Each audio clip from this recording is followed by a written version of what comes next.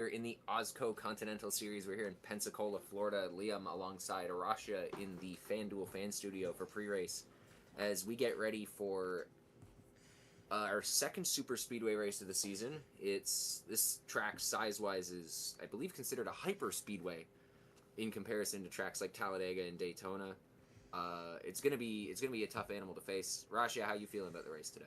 Yeah, it's this in Concord, in in the Northeast that are two of the biggest racetracks in the OSCO calendar. Of course, the Cup Series already ran Concord as part of the All Star race earlier, but for these guys here in the Continental Series, as we prepare for round 30 of 40, the end of the regular season is upon us. In the first OSCO Snapdragon Continental Series season, this is just their second super speedway race and their first race at a track over 1.5 miles long since Michigan, all the way back in round 18. So it's been a really long time. These guys don't often race at big tracks. I mean, even between Michigan and Pensacola, we've only raced at one racetrack that can really be considered a big track, Chicagoland, unless you consider Darlington one, which is a bit of an edge case, I think.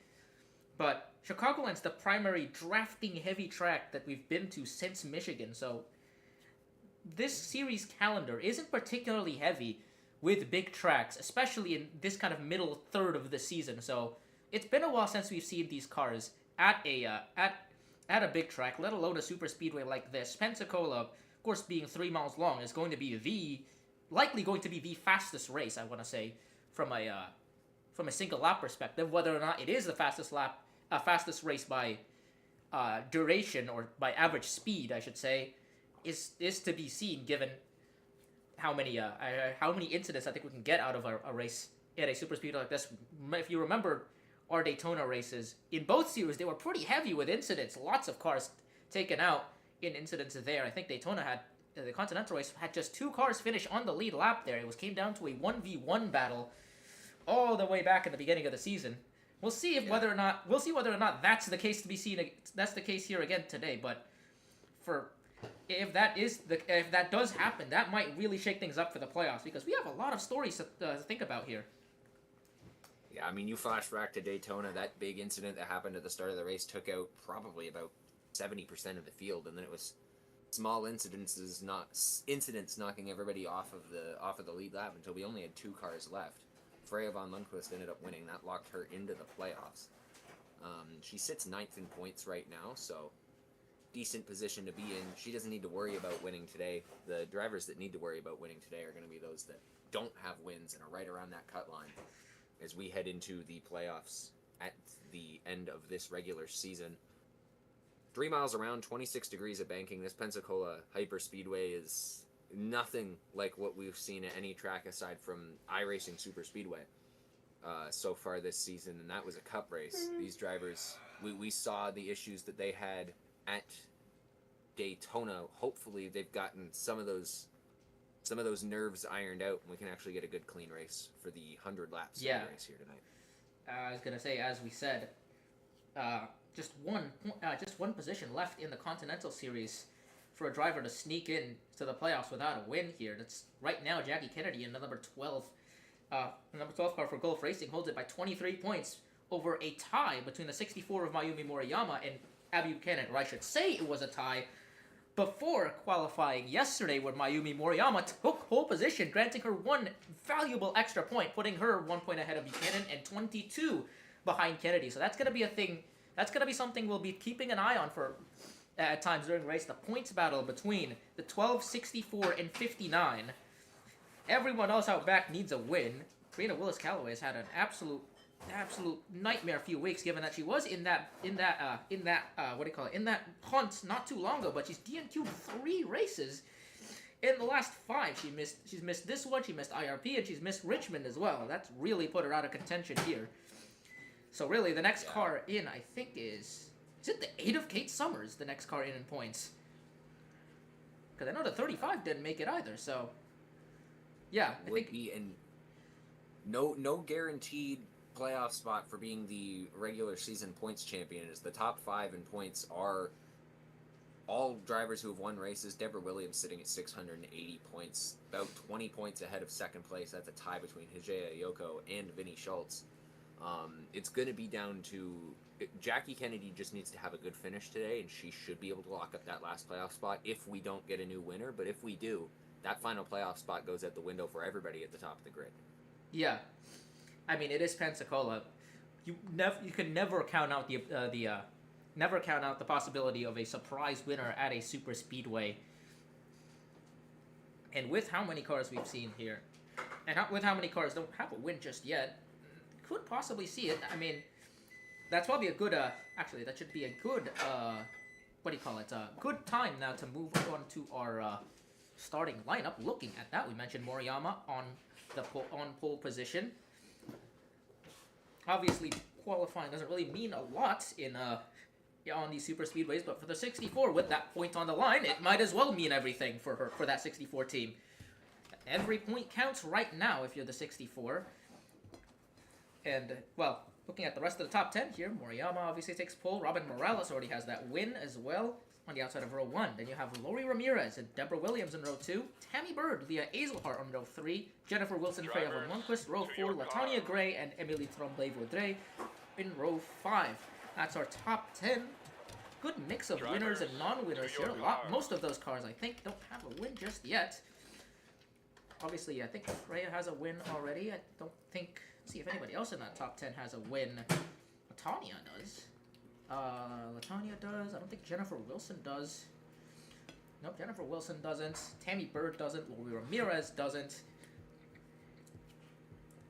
But then you have our, Morales, Williams, von Lundquist. Those are drivers with, and Gray, all drivers with a win. So good mix of drivers. Distributed throughout the field here. Yeah, you see Leah Iselhart outside of row 3. She's sitting 25th in points right now, so obviously a must-win situation for her. She starts in a good position, and if she can avoid the wrecks if they happen, she's got a shot. I mean, this is one of those races where it doesn't matter if you've got a win or not. When it comes to getting into the playoffs, and especially getting a good seeding in the playoffs, this is going to be a must-win race for literally everybody in the field that can win it. Yeah. There's going to be so many... There's going to be so many different ways you can take this race, I think. Obviously, when you're starting at the front to the back, from the front to the back, at a super speedway, you can kind of really make your way from anywhere. I mean, that's kind of been the story of AWSCO. You can, especially in the Continental Series, I feel like you can just win from just about anywhere in the starting lineup, but it's more prevalent at a track like this, assuming we don't have that early incident that wads up everybody early. In which case, maybe starting up could actually be a big boon here. Yeah, no, I mean, you look at, usually we go with keys to the race, sort of what you need to win at any given track. I like to give those out. The keys to the race today are going to go avoid the big one and win.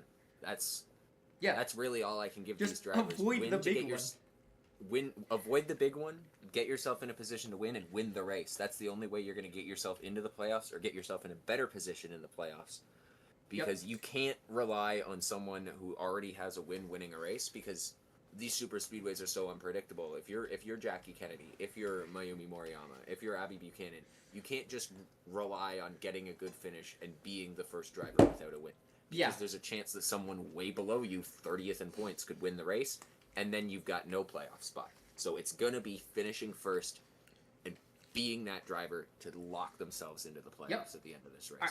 Absolutely. And one final thing to mention, we've talked about the playoff cut line battle. Another thing, we might as well bring it up as well, is the regular season championship battle, because that is equally close here. Jackie Kennedy theoretically had a chance of coming in taking the regular season championship, but she needed to take pole to get that. I don't think that's going to be possible now. Obviously, it was a 42-point swing, and now she can only score 41 points maximum, I think. That just leaves 5 drivers in the hunt for the regular season championship. Deborah Williams in the 55 leads the championship by 21 points. She's starting in a very nice spot, obviously, in the top 10. We'll double check where everyone else in that championship battle is starting. Deborah Williams starting 4th on the outside of row 2. Second place, Hida Yoko, starting in 30th outside of row 15. She's 21 points back, equal on the same tied with her, I should say. 62 of Vinny Schultz for Inverness Racing. She's starting 18th outside of row 9. 2 points behind them. 2 points behind them is Naomi Davenport. The ever-present hot streak here. The 22 North Star Motorsports Honda. 23 points back. Starting in the outside of row 17, all the way out there in the provisional zone. And finally, Rene Mujo starts 1 row behind her outside of row 18. That'll be 36th place. So we'll see what happens from a championship, from the regular season perspective here. But Deborah Williams obviously got a bit of an early advantage here. But as I've said, it's a super speedway. It doesn't really matter where you start, assuming they don't wreck on lap 2. That is. Yeah, it's going to be where you finish, and it's going to be where you are when the wreck strikes, because I guarantee you we're probably going to get one, just looking back at where we were at Daytona. Whether it's early, whether it's late, you got to avoid it. This is a wide racetrack. There's a lot of room to go when a car gets sideways. We'll see what happens. There's plenty of room. That's going to leave out a lot of room for cars to drive 3 or 4 wide, I think, which makes it a lot like Talladega in that regard. I think it's a wide super speedway. But yeah, this is gonna be this race is gonna be an absolute show to behold. I think. Just hopefully we get more cars competitively racing throughout the race, as opposed to what we saw at Daytona, because when super speedway racing is at its best, it can be a real sight to behold. And hopefully we see the best of that here tonight in the AWSCO Snapdragon Continental Series. Any last words before we throw it to the booth, Liam? I mean, no, I covered my keys to the race a bit earlier, and that was really my final message before we send it to the booth. So with that, I'm going to get ready to head to pit road. We will check in with you guys whenever we need to on any pit updates, and then we will see you again at the mid-race break. All right. Been Liam, that's been Rasha, and we'll send it up to Echo and Anthony booth. And welcome to Pensacola Superspeedway here in Pensacola, Florida. This is the second time we've gone to Pensacola this season, but the first time at the Superspeedway. We went back to the short track at Five Flags earlier in the season. Hopefully the pace car behaves itself this time. I'm Echo. I'm joined by Anthony. Anthony, you were also here for Five Flags. This is going to be a markedly different race from Five Flags. We haven't had a Superspeedway race since the start of the season. This is only the second time these drivers have run on a Superspeedway at all. What do you think you're going to see tonight? What do you think is going to happen, and how do you think it's going to affect the playoff picture?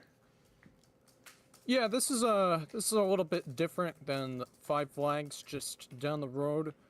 Much bigger. Of course, it being a super speedway, we're going to see a lot of drafting, we're going to see a lot of big packs, and possibly see a lot of big crashes. I mean, these ladies have only experienced one super speedway, that being Daytona, and that was months ago. We're now at the final regular season race of the season, and these ladies got to be prepared for what super speedway racing throws at them.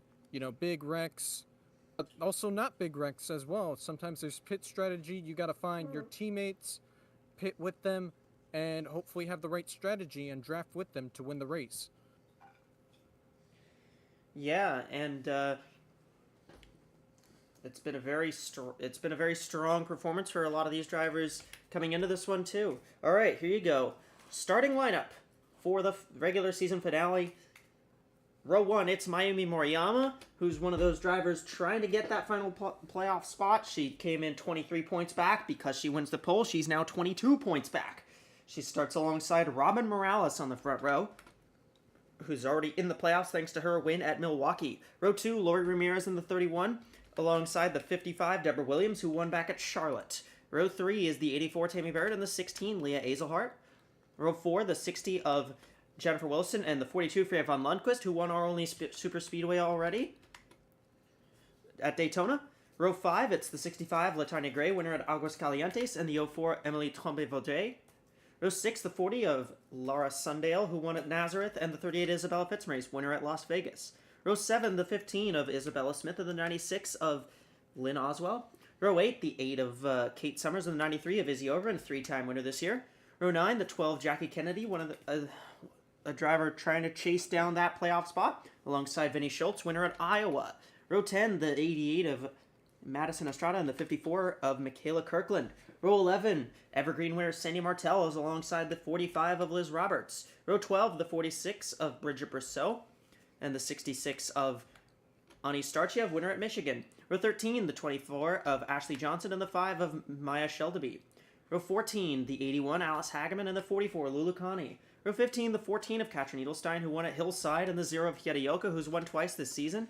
Row 16, the 4 Cassidy Jones, winner at Echo Energy International, and the 59 Abby Buchanan, the third and final driver in that playoff hunting spot. Row 17, the 10 of Charlie McCarron and the 22 Naomi Davenport, winner twice this season. Row 18, the 6 of Mila Chestina and the 7 of Reina Munoz, winner at Delaware. Row 19, the back row, the 95 Carl Reynolds, winner in New Hampshire, and the 25 Kathy Ableton Perez, who's won 3 times, including our most recent race last week in Darlington. All right. With that being said, we also do have a regular season championship points battle on the head as well. The top 5 drivers, it's the 55, 0, 62, 22, and 7, all in the chase for the regular season title.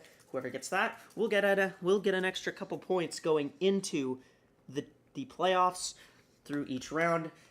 Anthony, what do you think we're going to see out of that regular season battle tonight? Do you have any predictions as to who you think is going to get that regular season battle? And do you have any predictions as to who might get the final playoff spot too? Well, it's kind of unpredictable, because it's a super speedway. I expect most of the regular season drivers and maybe some of the playoff drivers on the bubble to drop back and stay out of the pack for the most part, or stay out front depending on how fast their car is, because speed is still important despite it, everybody being in a pack. So, my overall, just expect the unexpected. That's all I'm saying. You could expect like a driver that is way outside that could perhaps win and lock themselves into the playoffs. That's one of my expectations. So we'll just have to wait and see after the checkered flag waves. All right. Well, with that being said, I forgot to unpause the race, so we're just gonna do this. Drivers, start your engine! Command has been given, so the drivers are gonna get rolling here from Pensacola at this 3-mile track, the longest track we go to, well, the longest oval track. Yeah, the longest track we go to in the Continental Series, actually, yeah, because we don't go to any road courses. And the longest oval track in the series. The banking here, 26 degrees. These turns are very, very wide, so even with the banking being shallower than Daytona's, the track is longer and the banking is just carried through a lot more. All right. Moriyama and Morales will lead them to the green flag here from Pensacola. The playoff race is on, and the regular season race is also on. Pace car pulls off. And we are green from Pensacola.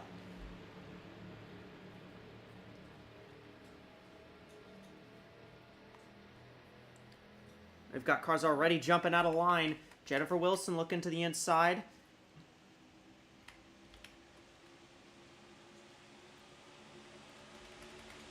Already got 3 rows, got cars going 4 wide behind. Yep, this track is so wide you can get away with it. Hell, you might be able to get away with 5 wide, although keyword there is a might. See Moriyama gets away, but here comes Ramirez to the inside in the 31. Here comes the 40 of Lara Sundale as well.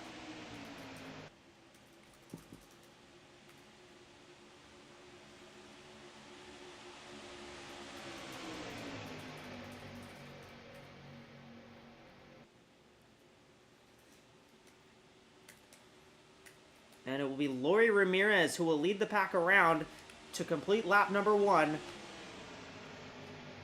And the 31, the first of many drivers who will probably get that lap lead bonus today.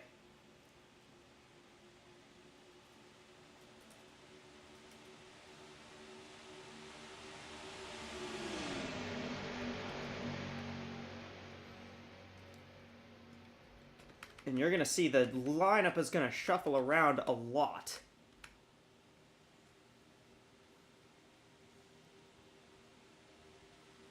And there's one of our bubble drivers there, I believe, the 12 That's Jackie Kennedy. She's already gotten up here.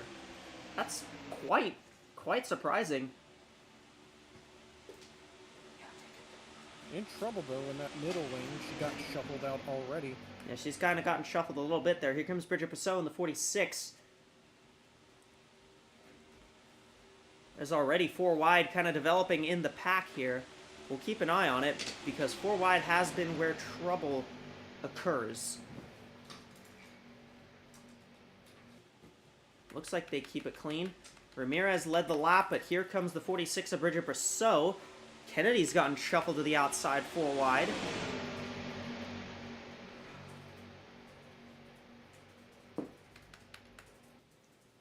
I got some 4 wide there.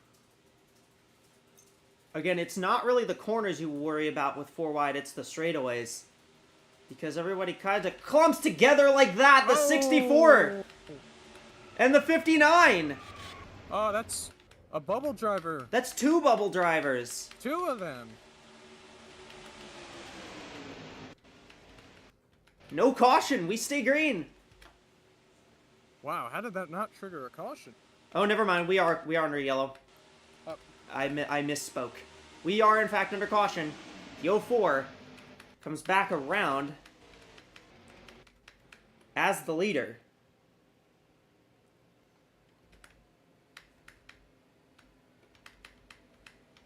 Some cars diving to the apron to try and not run into each other. So we get lined up here under pacing. But, jeez. 2 of the bubble drivers, and both of the ones that were behind the 12, involved in that. Looked like the 59 has some pretty serious damage.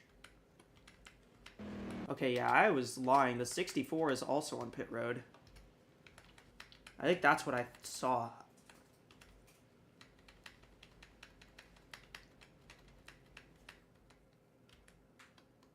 These 2 both look like they have pretty serious damage.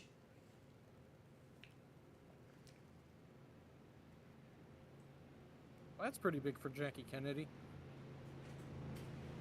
Yes, yes it is.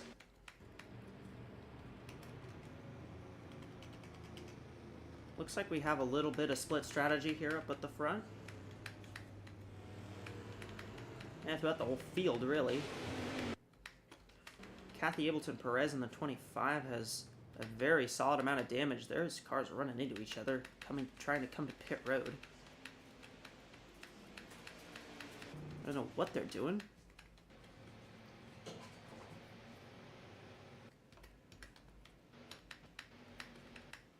But, we're gonna get you a replay as to what happened. But, first we're gonna throw it to Liam. Liam, what do you got? Yeah, I'm with the 59 team right now. They're working on fixing the left side of the race car. I mean, you saw when that wreck unfolded, Abby Buchanan hit the inside wall pretty hard. They think she might have knocked the steering loose. There might be something wrong with that race car, so they're taking a long time to fix that car and try and get it back out on the racetrack. But it's not looking good so far. We'll keep you posted, though. Oh, she's gone. She's done. Buchanan's out.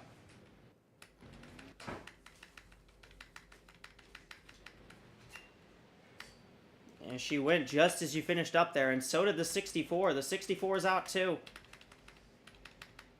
And oh boy, that changes the playoff race entirely.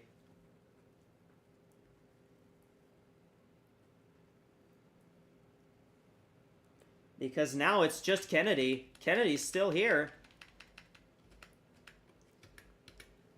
Doesn't matter now. All Kennedy has to do is not have a new winner.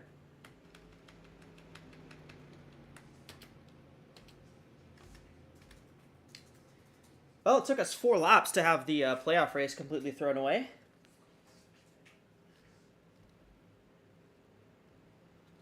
Happens. Yeah, there's still a regular season battle. Alright, let's take a look and see what occurred to bring out that yellow flag.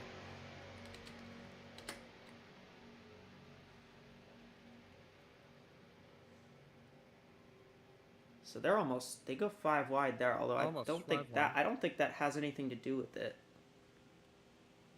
See, They're 4 wide Moriana here. Just laying back. She was laying back.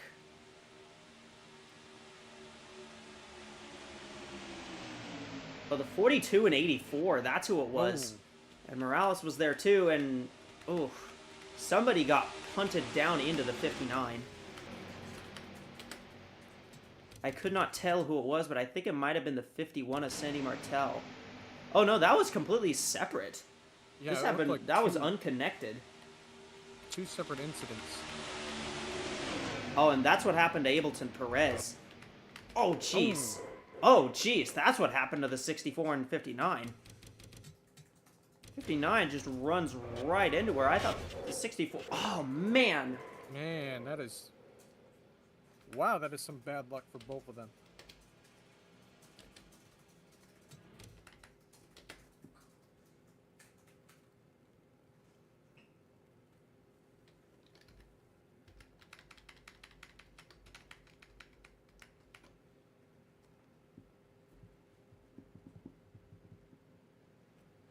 That is bad luck, especially for the fact that they ran into each other like that.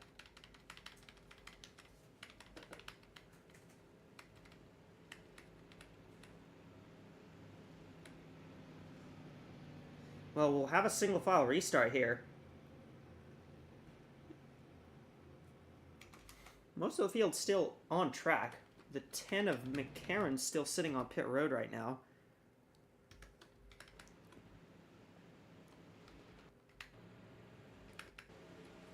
.25 of Ableton Perez is done.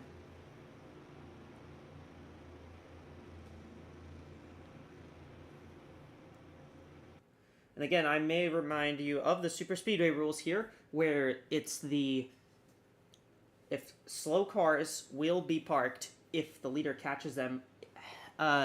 Basically, what will happen is if a slow car is more than 4 seconds off the leader's times, then they'll just be immediately parked. If they're less than 4 seconds back, if they're less than 4 seconds off, they'll be given 1 chance to blend into the pack. If they don't do it then they'll be parked for good. Yeah, we're probably going to see that a lot tonight. If these accidents continue. Hopefully we don't see it. Hopefully we don't see that too much. Justina leading the way. Davenport, Reynolds, Shelby, Munoz, Edelstein, Brousseau, Kirkland, Oswell, and Williams is the top 10 right now.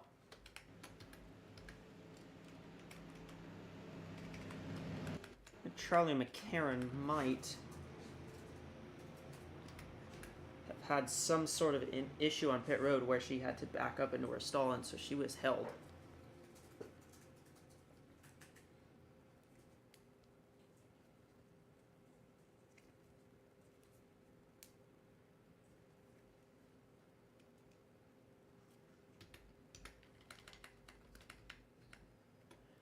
Liam?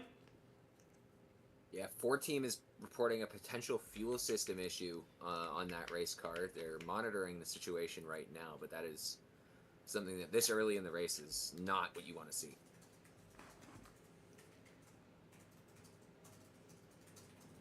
What are they, the EU? They're monitoring the situation?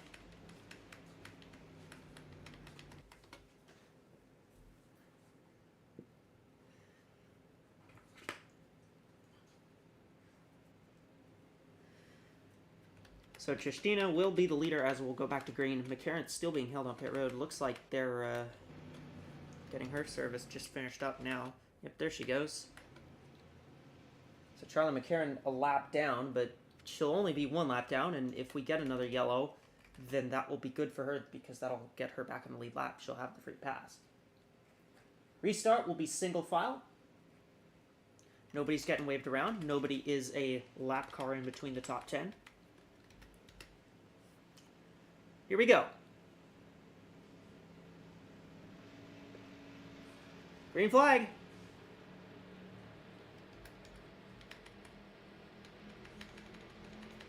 Oh, the 4 is really slow. She is not going. She's clearly got... Yeah, she clearly does have some sort of issue there. Here comes the 22 to the inside for the lead.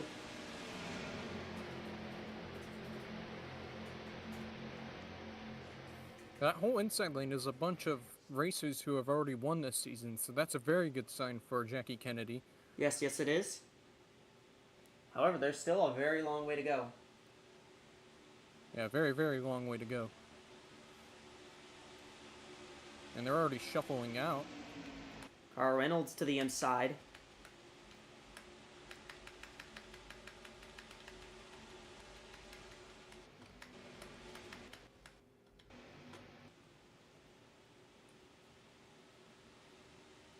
Again, we'll be keeping an eye on drivers in terms of where they are in their speed. It's also one thing I think you may want to pay attention to. You don't really want to be leading on the race start because you're pretty liable to get jumped at some point.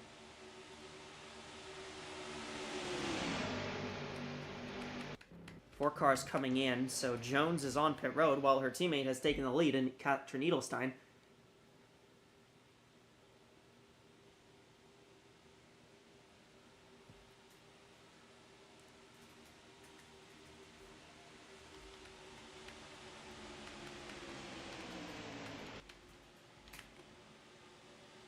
Three wide behind. 3 wide. It's pretty normal. That's pretty standard. You can hold that. Average lap times around here are about 58 seconds. So we'll see. 14 holds the lead.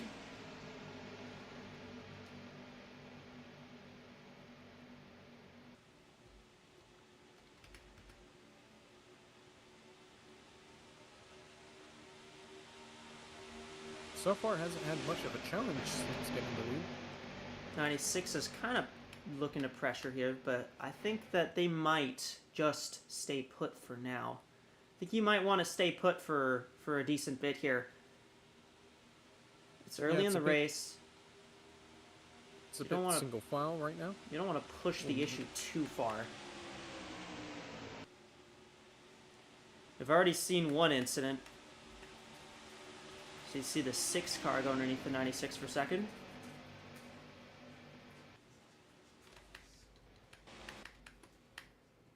There's the 4 car coming back out on track. 10 car's keeping a 101 pace. Everybody's keeping a pretty okay pace here, to be fair. I don't see anybody further off than a 101 right now, which is pretty good. 102 is the cutoff.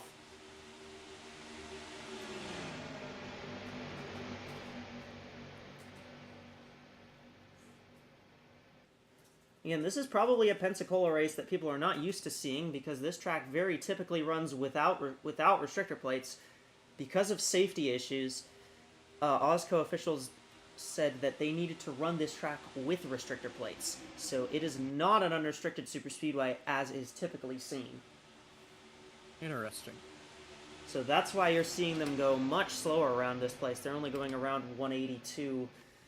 And sometimes at their peaks in the draft, they're going about 185, 187. This is a very, very big restrictor plate. Well, the slower the speeds, the safer it is. That's kind of the thought. Yeah. Yeah, I get that.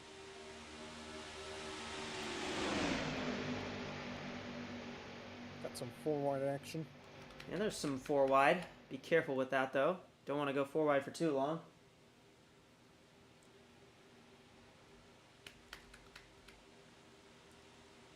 Edelstein still holding the lead for now.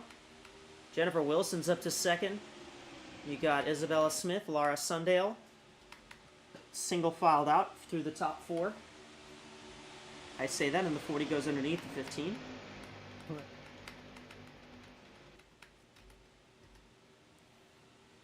going to be pretty chill for a bit here, though, I think. Edelstein is doing a pretty good job on holding on to the lead, but it seems like second place can't really get a run on her right now. Okay, the 51 is, in fact, actually starting to drop to the 102s now, so... To be fair, it's not the worst lap times I've seen by a damaged car around here. I think one of my test races, I had a car doing 107s around here, which is about almost 9 seconds off the pace of the leaders. Tad bit slow. Yeah, it's fine. Oh, 40. 40 looking to the Try inside to of go the down 60. inside. But she's not going to get it. She doesn't have help. Yeah, she You had kind no of need help. that help from the draft.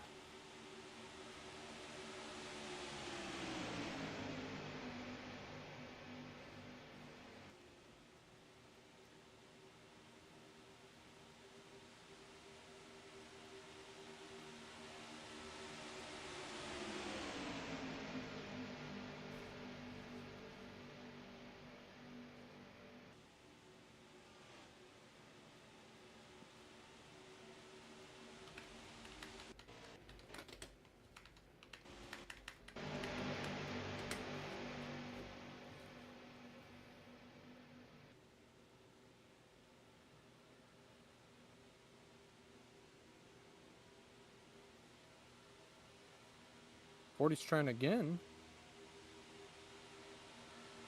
Just no one will go with her. Yeah, she's not getting any help.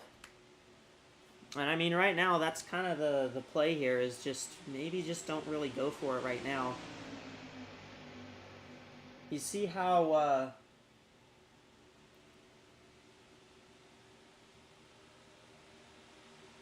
they're really starting to single file out, though. They're pretty well, they're not really going all over the place.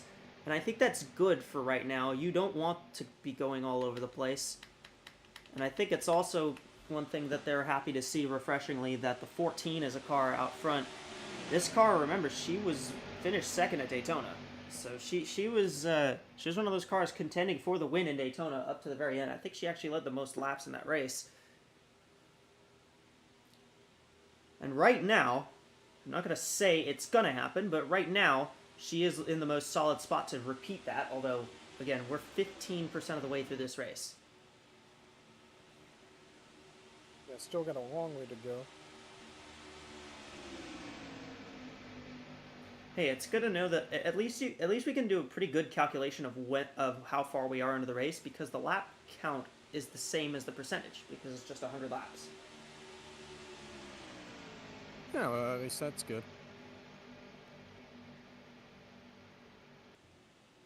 Catching up on the slower car here. That's the 10. Again, she's not really that slow. She's just, she kind of got hurt by exiting pit road a little late. Gonna bunch the field up a little bit, but it's not gonna be too bad here, and I think she'll actually get up to pace. That might actually hurt the 14. Yeah, she's going to be a little bit farther out than the rest of the pack. They're going to catch up. If Again, the they can pull 10's back up to quickly. pace. Like, she's not off pace, I don't think. She's at least within the won't be parked this time. Yeah, that's about the best you can do as a lap car.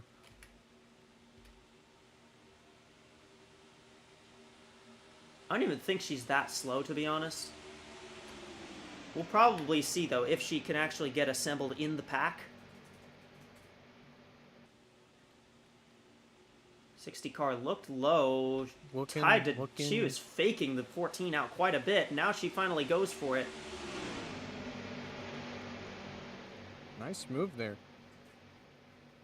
Gets the lead now.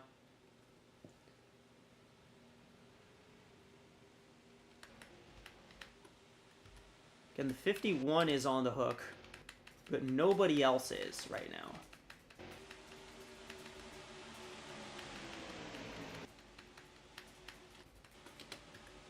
It's kind of hard to tell somebody to step up your speed.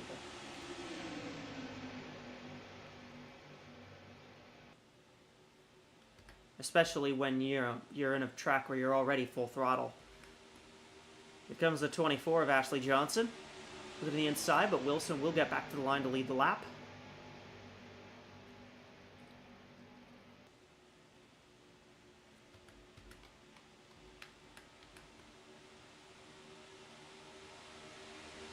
wide, almost for second. I mean, they're 3 wide throughout the whole pack, so not really much of a qualifier.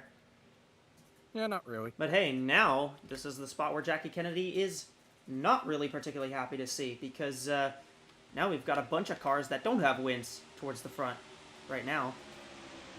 Oh, Munoz. 7 car goes 4 wide inside.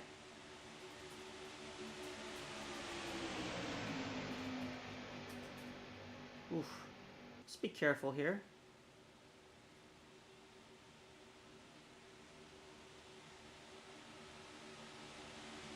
That's very tight. Let's be careful. What are they doing over here? Whoa. Kind of bouncing off each other, but looks like they're okay. Johnson's still leading.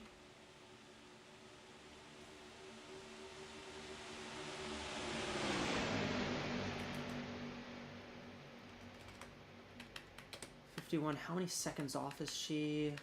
She's about 5 seconds off, so let's see. She's got about 2 more laps before she'll be sent.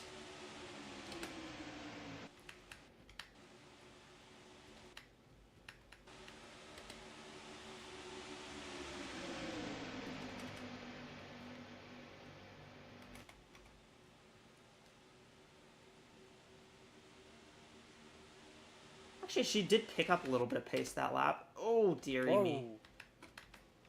She didn't lose too much time that lap. She'll probably get 2 more laps, though. 4 car is really trying to work to get around the 51.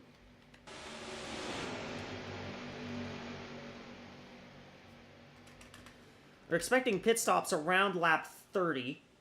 The fuel window here is about 30 to 35 laps. 35 is on the extreme maximum end. You'll see they'll usually average it out to around 32.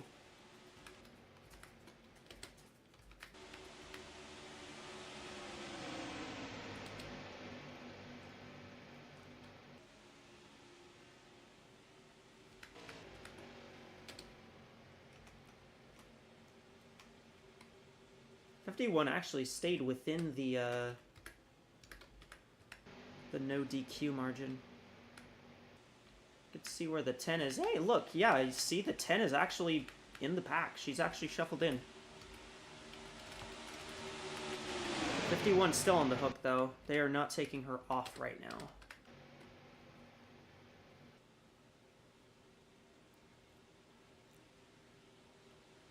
$14. Edelstein's back up to the front. She's looking for the lead again. She might have the best car right now so far if she gets the lead back. I think she will.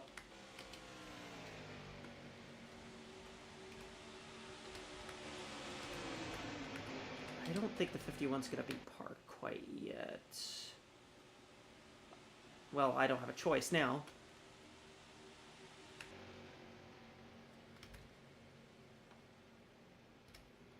She actually kept within. Okay, well, we'll take her off the clock for now.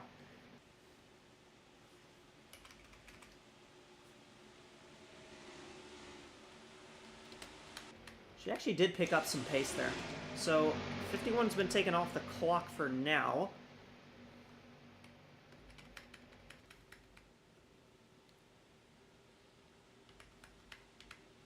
There's Ani Starchev in the 66. She won back in Michigan, which is a track that's pretty draft heavy.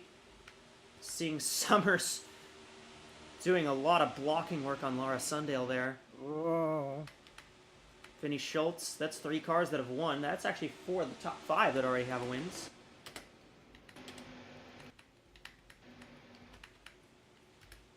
And these cars are actually keeping pace pretty fine. See if I can get a little bit of intel, but I think the 51, yeah, she actually kept pace. So 51 is, yeah, they're gonna catch her, and we're not gonna remove her, not yet, anyways. Same for the 4 car. The 4 car is running actually faster than the 51 right now.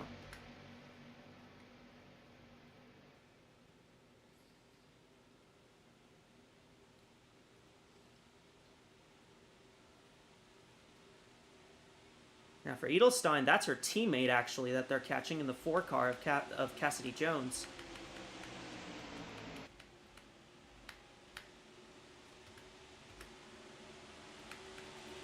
Looks like it didn't really cause too much of an issue for them catching these lap cars, although some of them did kind of shuffle a bit of the field. Kate Summers got shuffled well back.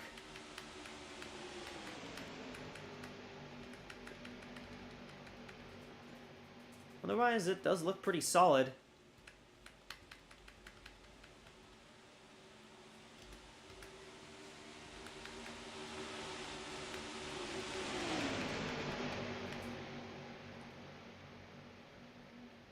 Good chunk of the field is single file.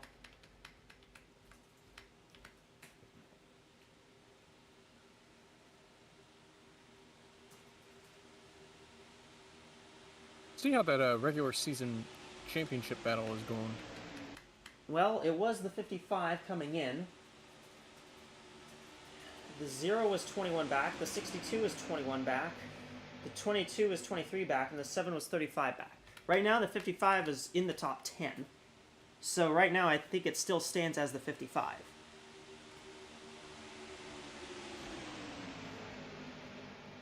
Yeah, it's like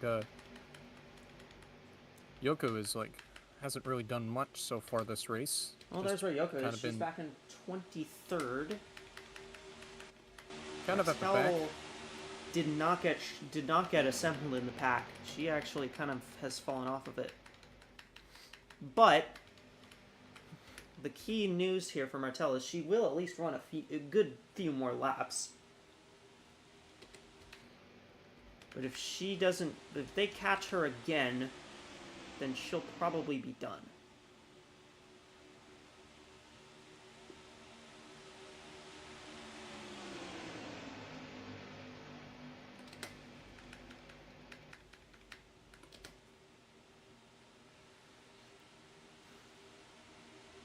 And now the 4 has also kind of assembled herself into the pack too, so Cassidy Jones as well in a good spot right now, although she is 2 laps down now.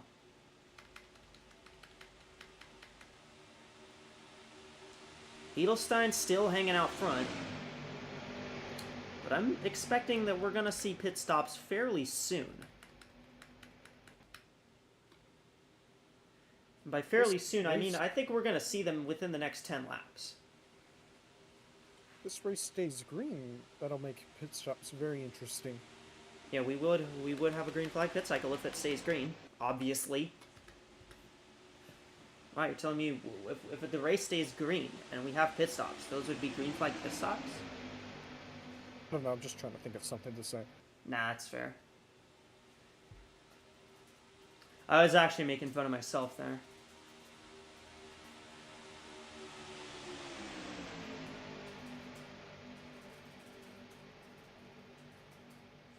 Now, Edelstein's just kind of very much just chilling right now. I think everybody's kind of just chilled out right now. Nobody's really doing anything at the moment. Nobody wants to make it. Edelstein got the lead. She lost the lead a little bit ago. Then she got it back, and she hasn't lost it again. She held the lead for a good bit, and then she's held the lead for a good bit again.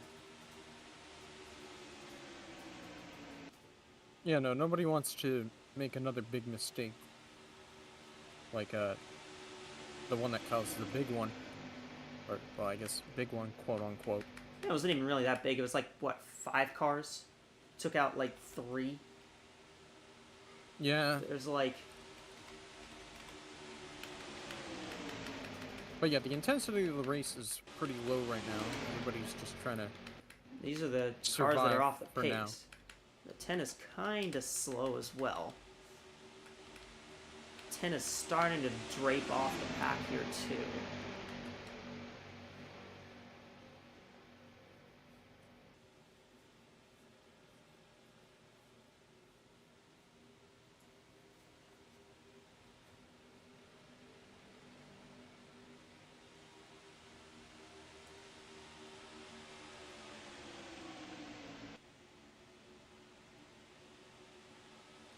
They're Ooh. 4 wide for third. 4 wide. Here comes Lulu Connie, by the way. Oh man, imagine if Luakani won today. That would be very crazy, especially considering how her entire season has gone, really.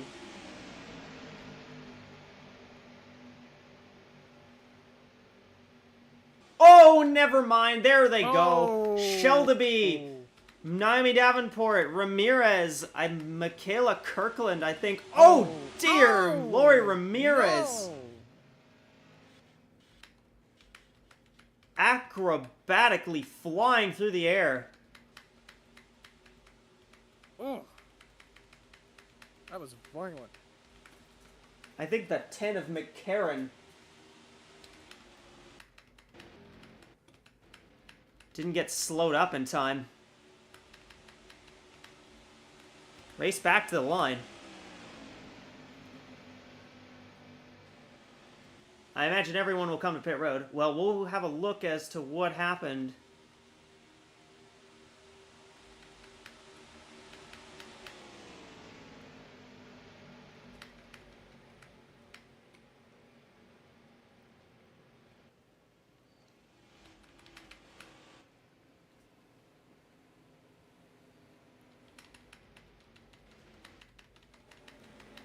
Well, you gotta hope Lori Ramirez is okay. That looked violent. That was big. There's just no other way to put it.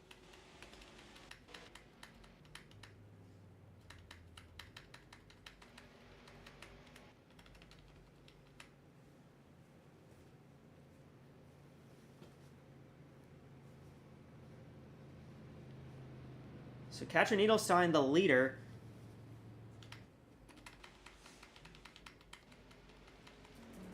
Who all was involved there? There were a few cars involved. I think I saw Davenport in that. 22 is out of the race. So that'll pretty much eliminate her from the Yeah, regular she's season. done for the regular season title, but free pass car should be the 51. How about that? I have to backspace from the DQ and give her a wave around instead. Looked like the 54 was involved. I saw the 54 was involved, yeah. What, the 31 was in it? Who else? Looks like everybody else who was in it drove away. Except for the 10 and the 31, obviously. Yeah, everybody's coming down Pier Road, as I expected.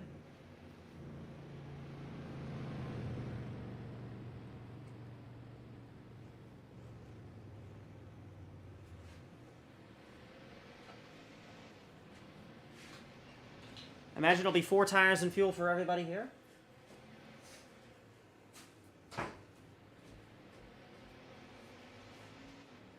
And then after that, after all this is done, we'll have a look as to what happened.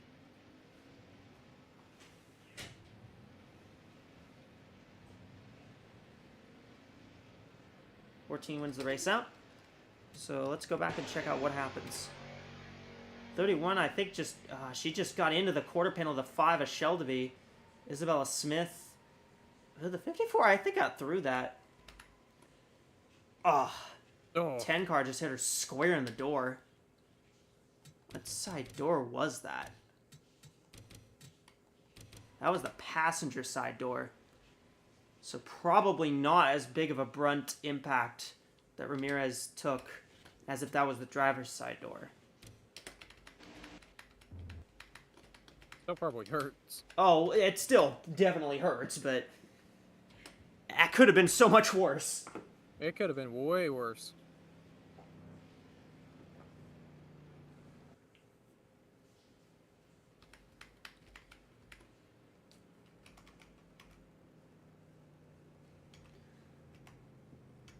Five of Shelby is done for the day. That's not terribly surprising either. Looks like Smith is coming back out. 54. 54 does have some kind of damage. Well, enough damage to where they had to take the hood off. 14? What are you doing? Oh, okay. I thought she was coming back down pit road for some reason.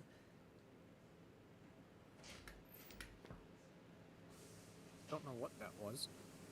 Might have been just waiting for the 4.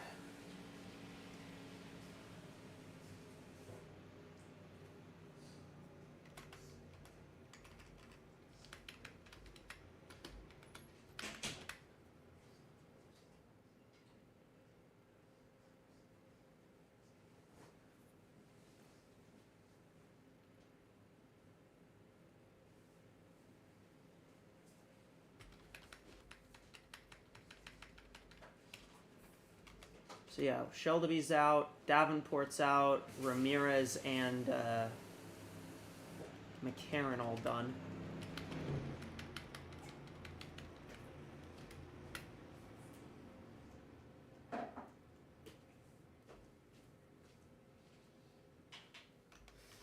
I mean, we've had a big one as in terms of big spectacle, but we haven't had a big one in terms of a lot of cars were involved.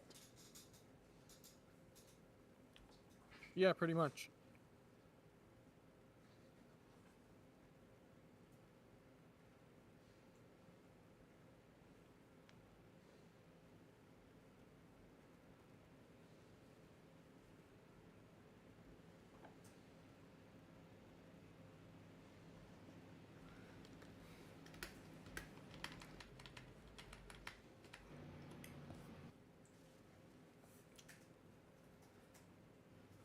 So it is Katrin Edelstein leading. Should be about 2 more. It should be about. It's a bit borderline in terms of pit stops. Again, if we assume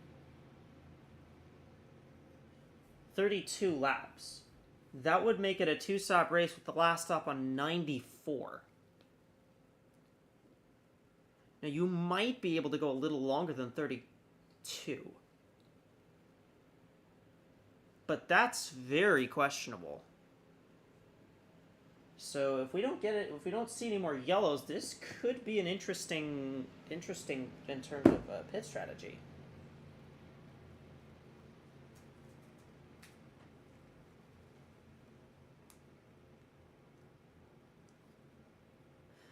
Lights are out on the pace car. Edelstein, Connie, Oberman, Wilson, Tremblay-Vaudreuil, Kennedy, Johnson, Starchev, Sundale, Hageman, the top 10.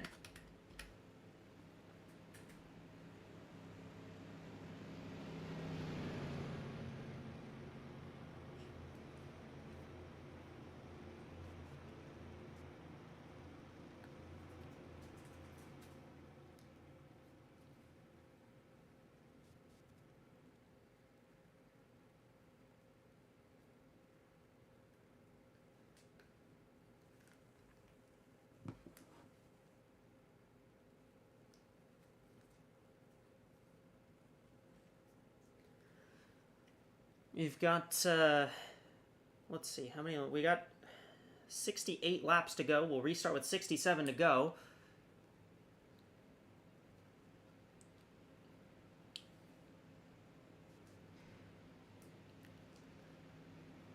Katrin Edelstein's look like the strongest car right now, but do you think that'll hold here, especially now that we've gotten pit stops?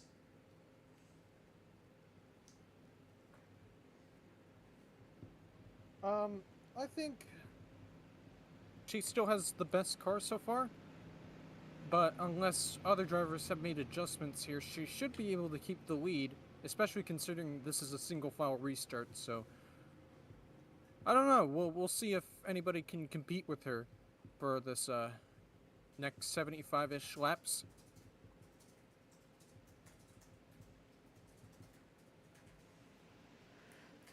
Pace car is off.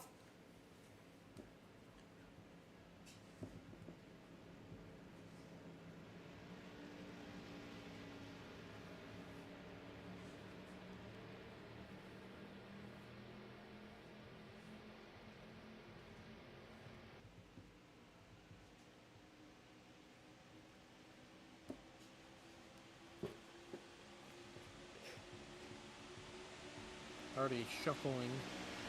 Yes, they Good are. start. We're back to green here. Izzy Overman has taken second spot. Although I can't be bothered to list off every position change because that would be basically impossible here. Ooh. Yeah, pretty much. Oh, looks like we might go She's going for the 3 lead. wide for the lead. Yeah, the 04's coming here too. Yes, we will go 3 wide for the lead.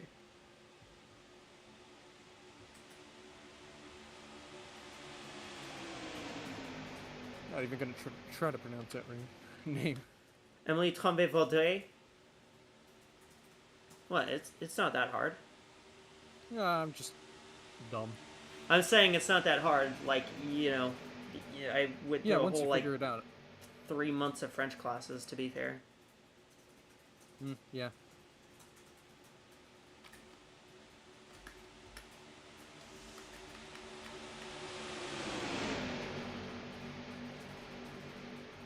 Oh, some contact. 93 got shuffled way out. 93 didn't even get to lead the lap.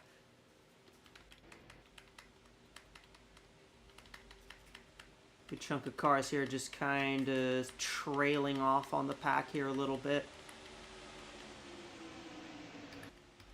See the 55 of Deborah Williams there? I was about to say, is she off the lead lap? Because I didn't see her on the scoreboard. Nope, she's on the lead lap. It's just She's that's still how here. quickly positions change.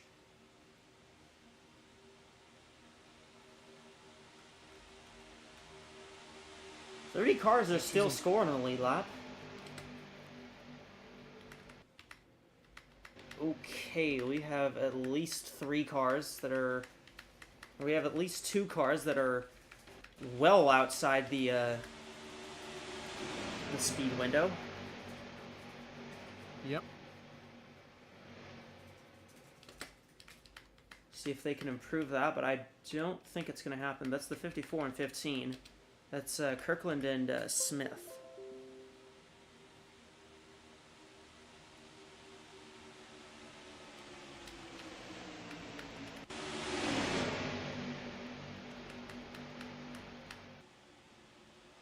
You know, here comes Mila Chestina looking to the inside for the race lead.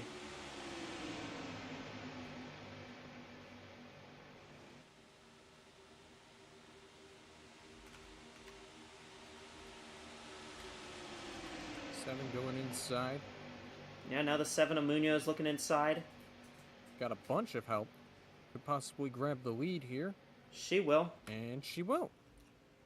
She's got pretty good support. Still a good chunk of cars in this lead group. Even so, these cars back here are kind of just trailing the pack. I think they're just kind of trailing it a little bit on purpose. Yeah, perhaps. Like the 0 and 95 haven't been involved in anything. They're just... Well, they're just kind of staying back right now.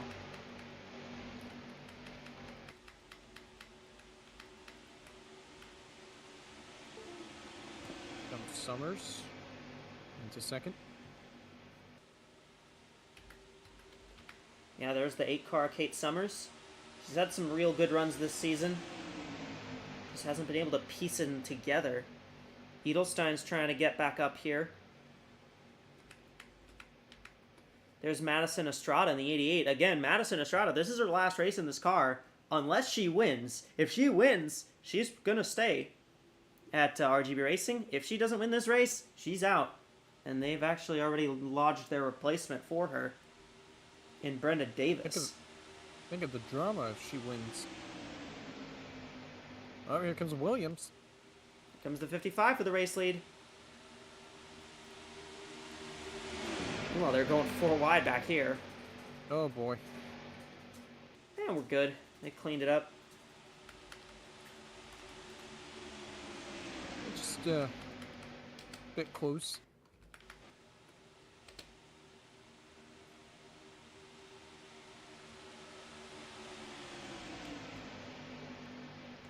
Deborah Williams now leads, so she gets that very, very key bonus point for leading the lap.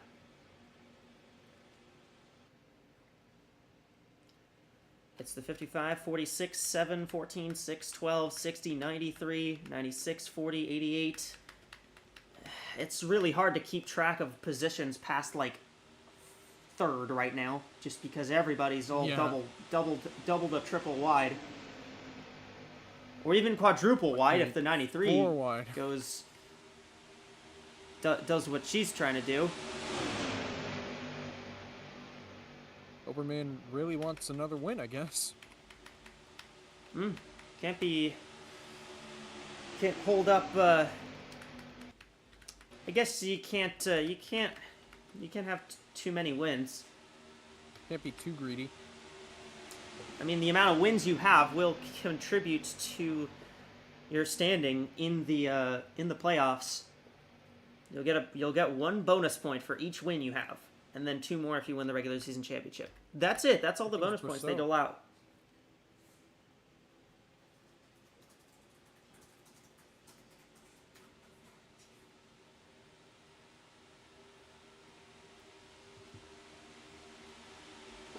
Rousseau takes the lead, but here comes Izzy Oberman in the 93. You got the 81 of Alice Hageman following. You got Lulu Connie back here.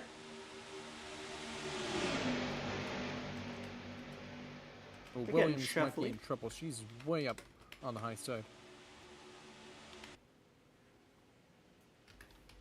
Okay, I think the 54 is going to be done after this lap. What's her... Yeah, you're done.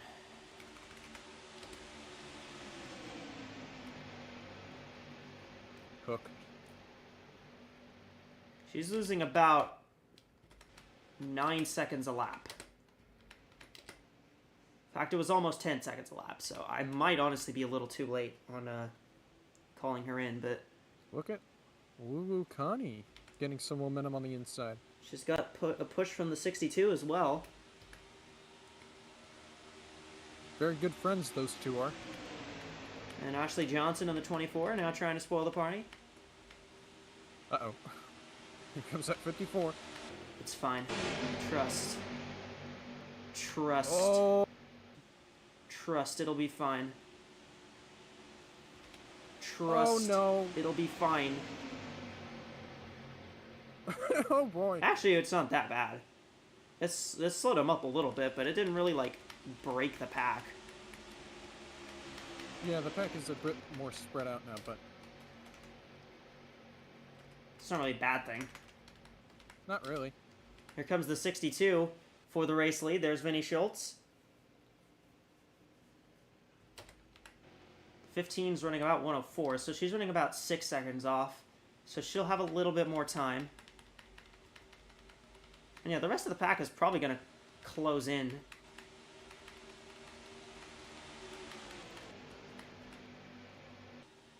Here comes the 81 of Hageman. They're going 3 wide for the lead. You know, casually. Schultz' lead did not last so long. Well, it's not even going to make it back to the line. Yeah, no. Which is kind of important. She needs those bonus points. Well, I mean, I guess so, if she's running for the regular season championship, but... Is she mathematically out? I mean, she's in the playoffs. She's already got the win. I guess so, yeah. If she's going for the regular season championship, I mean, sure, she could go for the points. Not sure how much it's going to do right now. It's 20, you know, she's 21 back. And where's the 55? She's in 17th, so pretty much if the 55 finishes 21st or better, really. That's a lie. What am I talking I see about? what you mean now. That's a lie. What am I talking about?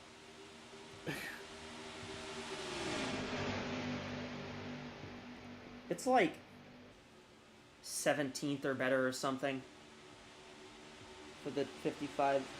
Where even is the point sheet? What am I doing? It's like 8. Okay, it's 18th. It's 18th or better. Okay. Alright. I'm just saying things at this point. And here comes Jackie Kennedy. Yeah, here comes that 12 car. Hey, you know, another way she could just throw this whole thing out the window is if she just wins the race herself. Yeah, she could just win. She could That just would be do pretty that. easy.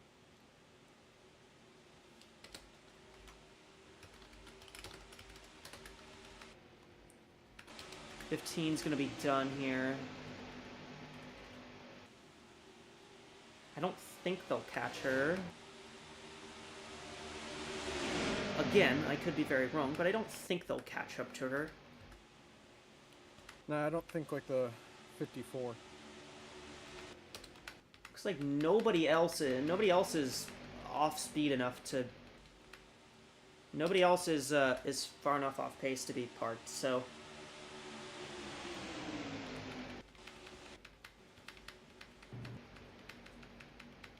Yep, that's it. That's it right now. There's Kennedy. Got Roberts and Chashina now. I mean, again, it's a lot of drivers now towards the front who haven't won yet. Which includes Kennedy. Yes, it does.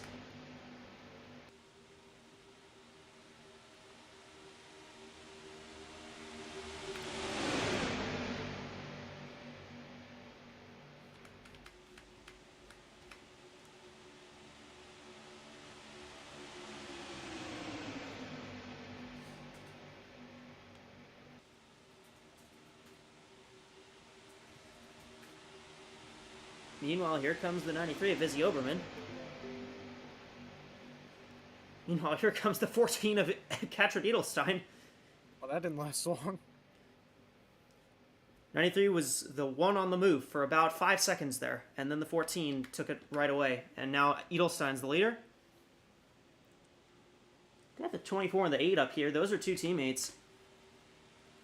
You're kind of forgetting that Uberman Enterprise, all of their cars, except for I think it was the 8 of Kate Summers, she was the only one who actually qualified for the Daytona for Daytona. She was the only one. Now Ashley Johnson's going for the lead in Pensacola. Hey, still 20 cars in this lead pack. I think that's pretty good for this deep in the race. Yeah, a lot of still very competitive cars in this race.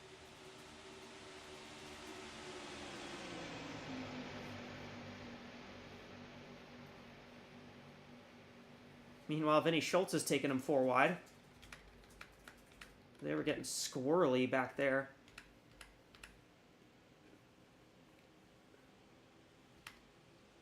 '14's been shuffled right back out now. 24 leading the way, 62, 46, 66, 44, 81, 96, 6, and 45 is the inside lane. That's about the only way we're going to get any semblance of order in this race, is by listing off just who's in what lane.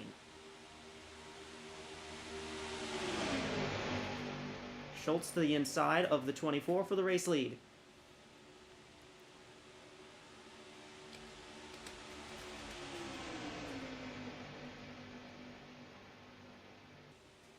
And hey, if we get a race like this tomorrow, I think I would be very happy with that, especially for the Cup Series. If we get a race like this tomorrow, that would be very, very fun and entertaining. Even with the wrecks that we've had, I think this has still been a very good race. Yeah, it's been a very solid race so far. As got a new leader, Starchev. Yeah, Starchev winner at Michigan, won on debut, and she won on debut at Michigan. That's pretty much the only thing she's actually done in that car. I'm pretty sure she doesn't have a single other top 10. It could be very much lying. Oh no, she does have another top 10. What's another top 10? Oh, is it Memphis? Okay, that makes sense. I would forget Memphis.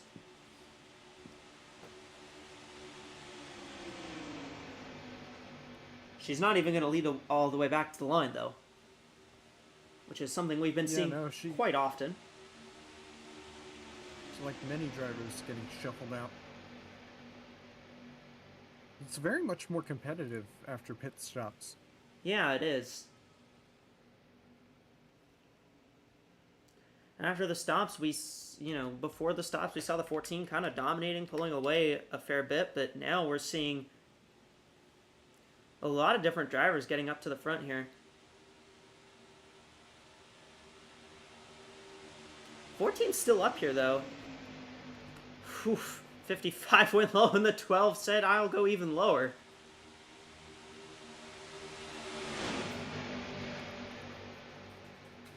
She's taking it to her. 12 car, Jackie Kennedy for the race lead.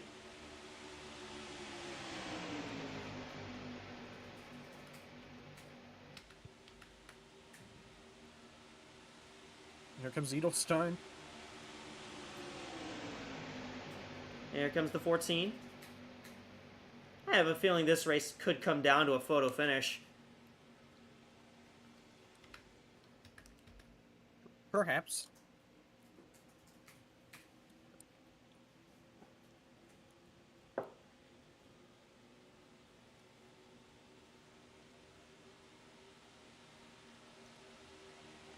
Edelstein out front again. Nope. Here comes the 93 of Overman, though.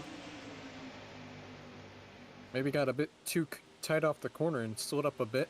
Allowed the door to be open to the inside line. Yeah, I mean, the track's rubbering in, so the track changes.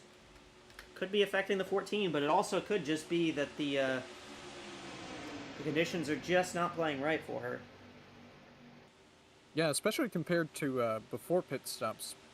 Setup might be a bit different than it is now. Halfway to go. Yep, 50 laps complete, 50 to go.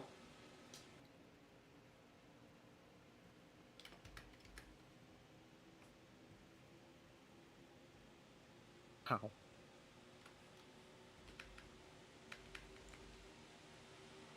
They're pretty well singling out again.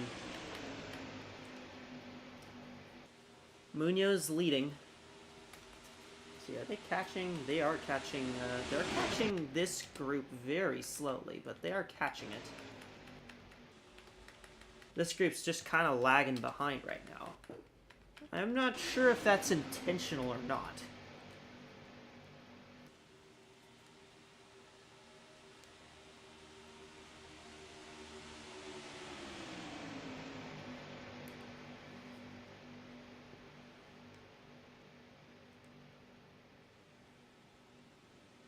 Munoz sticking out front right now.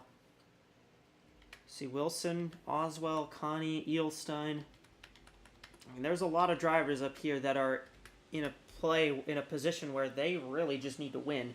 Actually, everybody that doesn't have a win already is in the position where they need to win.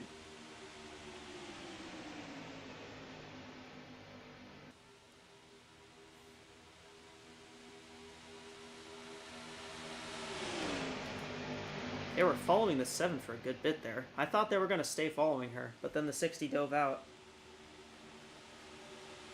60 finally got some help on the inside, and now she's going to lead. Jennifer Wilson came pretty close to winning at Bristol earlier in the year. Didn't get it done there, though. It was actually ended up being Lux Akuma who won that race. Now, Akuma's not even in the series, but her replacement, Mila Chestina, is up here and pretty close. Chestina's looking like she might be one of those drivers who could contend for the win. Quite a few drivers in this field weren't in the opener. Chestina in that 6 car, she wasn't around.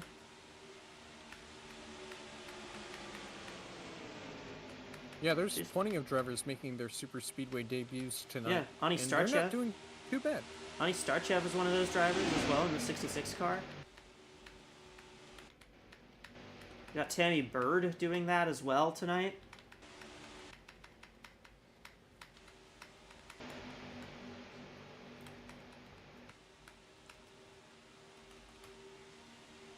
You know, Shelby was actually making her super speedway debut. You know, she fell out, and same for Charlie McCarron in the 10 car. For those cars that actually fell out of the race. Yeah.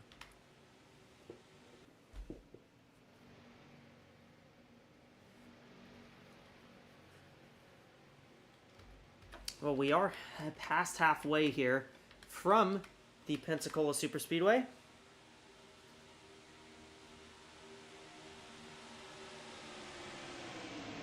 So I believe that means it's time for our FanDuel Fan Studio mid-race report. We've got Liam and Rasha down there with you, and they will have much more to talk about during our mid-race report. What do you two got for us down there?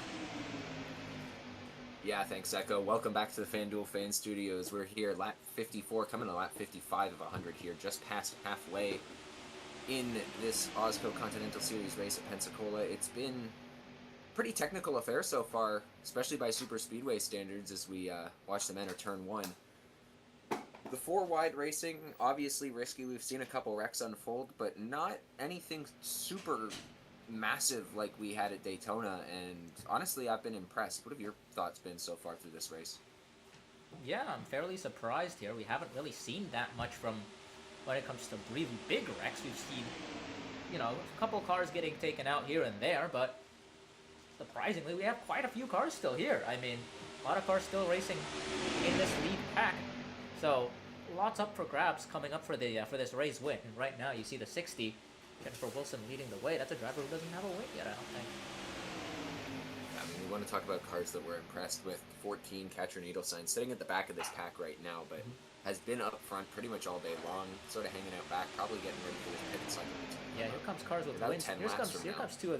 two of the championship leaders though, 93 and 55. Deborah Williams having a good race for herself here. She's been up front most of the time. Been up front in this lead pack a good chunk of the way. We'll see as we see her leading right now. The 12 as well of Jackie Kennedy trying to grab a win to secure her spot in the playoffs.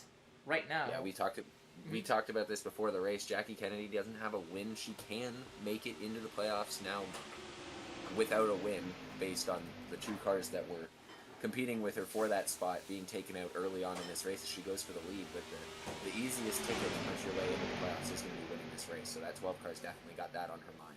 Yeah, the good thing is as we head into the second half. The good thing is right now most of these drivers up front have wins. And then there's the elephant in the room, the 44 of Lulucani, who's just here. She's made it work so far. She she's going hasn't well. really seen the very front of the pack yet, but it's been in a spot where a couple good passes and she'll be in contention Yeah. for a win. Maybe just trying to hang in a spot that she thinks is safe so far at this point in the race. She's about to be in the middle, potentially 4 wide. Not exactly the safest spot to be there, but looks like it's narrowing back out to 3. I mean, the two RGB cars that are in this race have run pretty well. Obviously, Madison Estrada as well, been up there as well, getting her kind of challenge, battling for the win a little bit. So it's up for grabs for anyone, I think, right now. Reina Munoz down the middle here. Mila Chestina as well. That 6 car doesn't have that 6 team doesn't have a win with this driver yet. That's a team that is quite good. Already won this season with Luxacuma, but Mila Chestina still looking for that win. And that's another driver that I could see taking the win here. Oberman, teammate of Oberman's at Inverness Racing as well. That's one of the top Toyota teams in the series. So as 3 of their cars run side by side there, 93, 62, and 6 altogether. Speaking of cars with drivers that didn't start the season, that 46 running in P2 right now. She's been looking fast despite having not run a super speedway yet this season. That's Bridget Brasseau. Brasseau has pretty much been... Brasseau has been one of those drivers that have been excellent since stepping into her ride.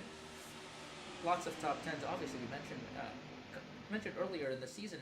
I should say I mentioned early last time around that she's had 4, 5, 6 top 10s. Now 7 after the race at Richmond. That was her first top 5 of the season.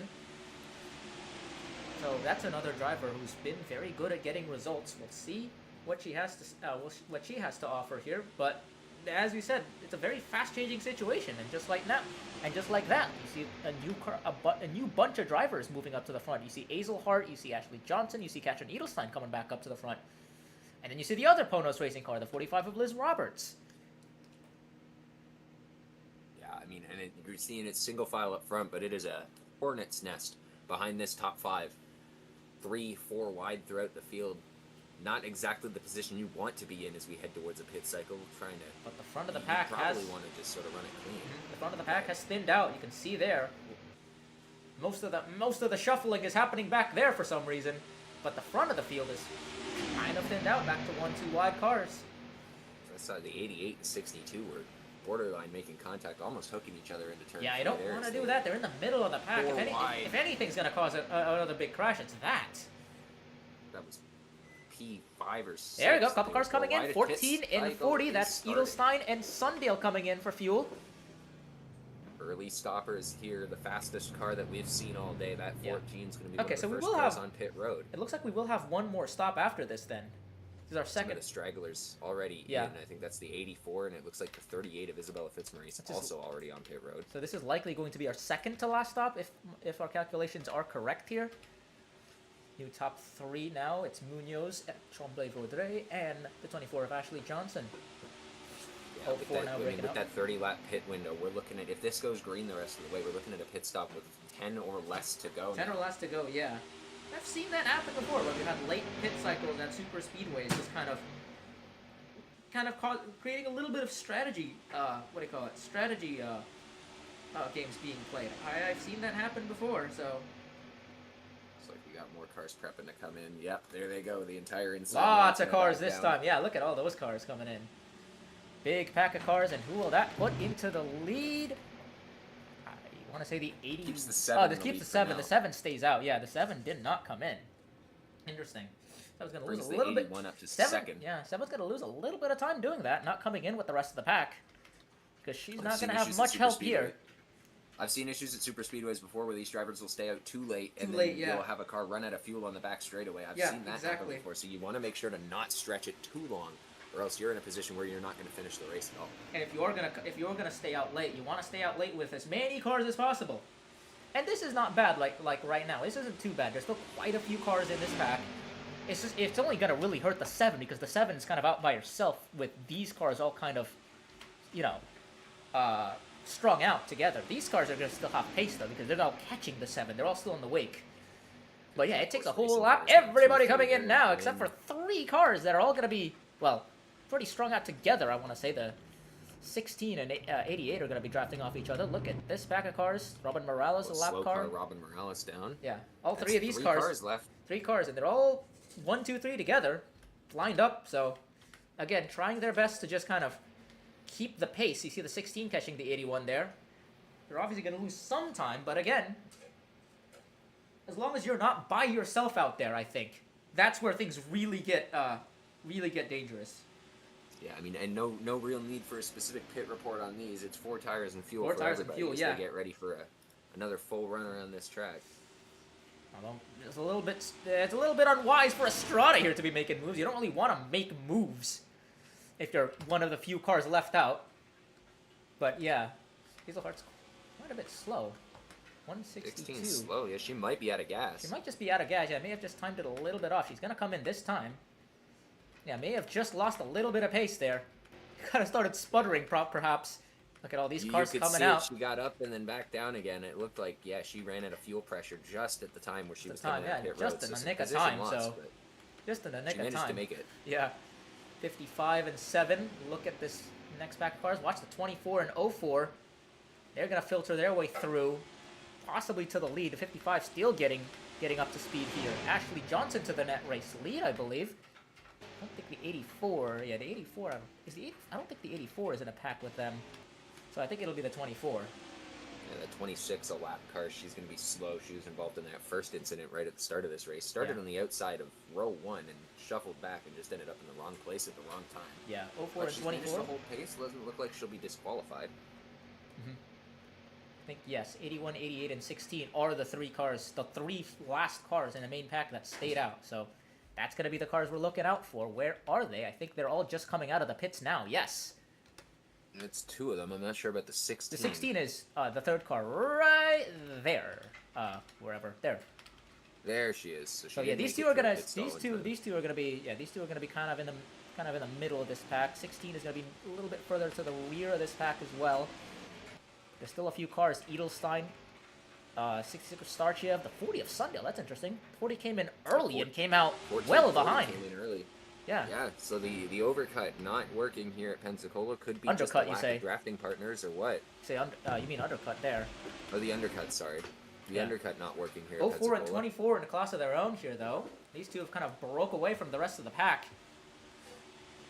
But yeah, that one final stop that we are anticipating, that's gonna be the I think that's gonna be the deciding factor. It's all gonna be about timing that last stop, so that you lose as little time as possible. And maybe that's another thing some of these teams were thinking about, just trying to make sure that last stop is as short as possible.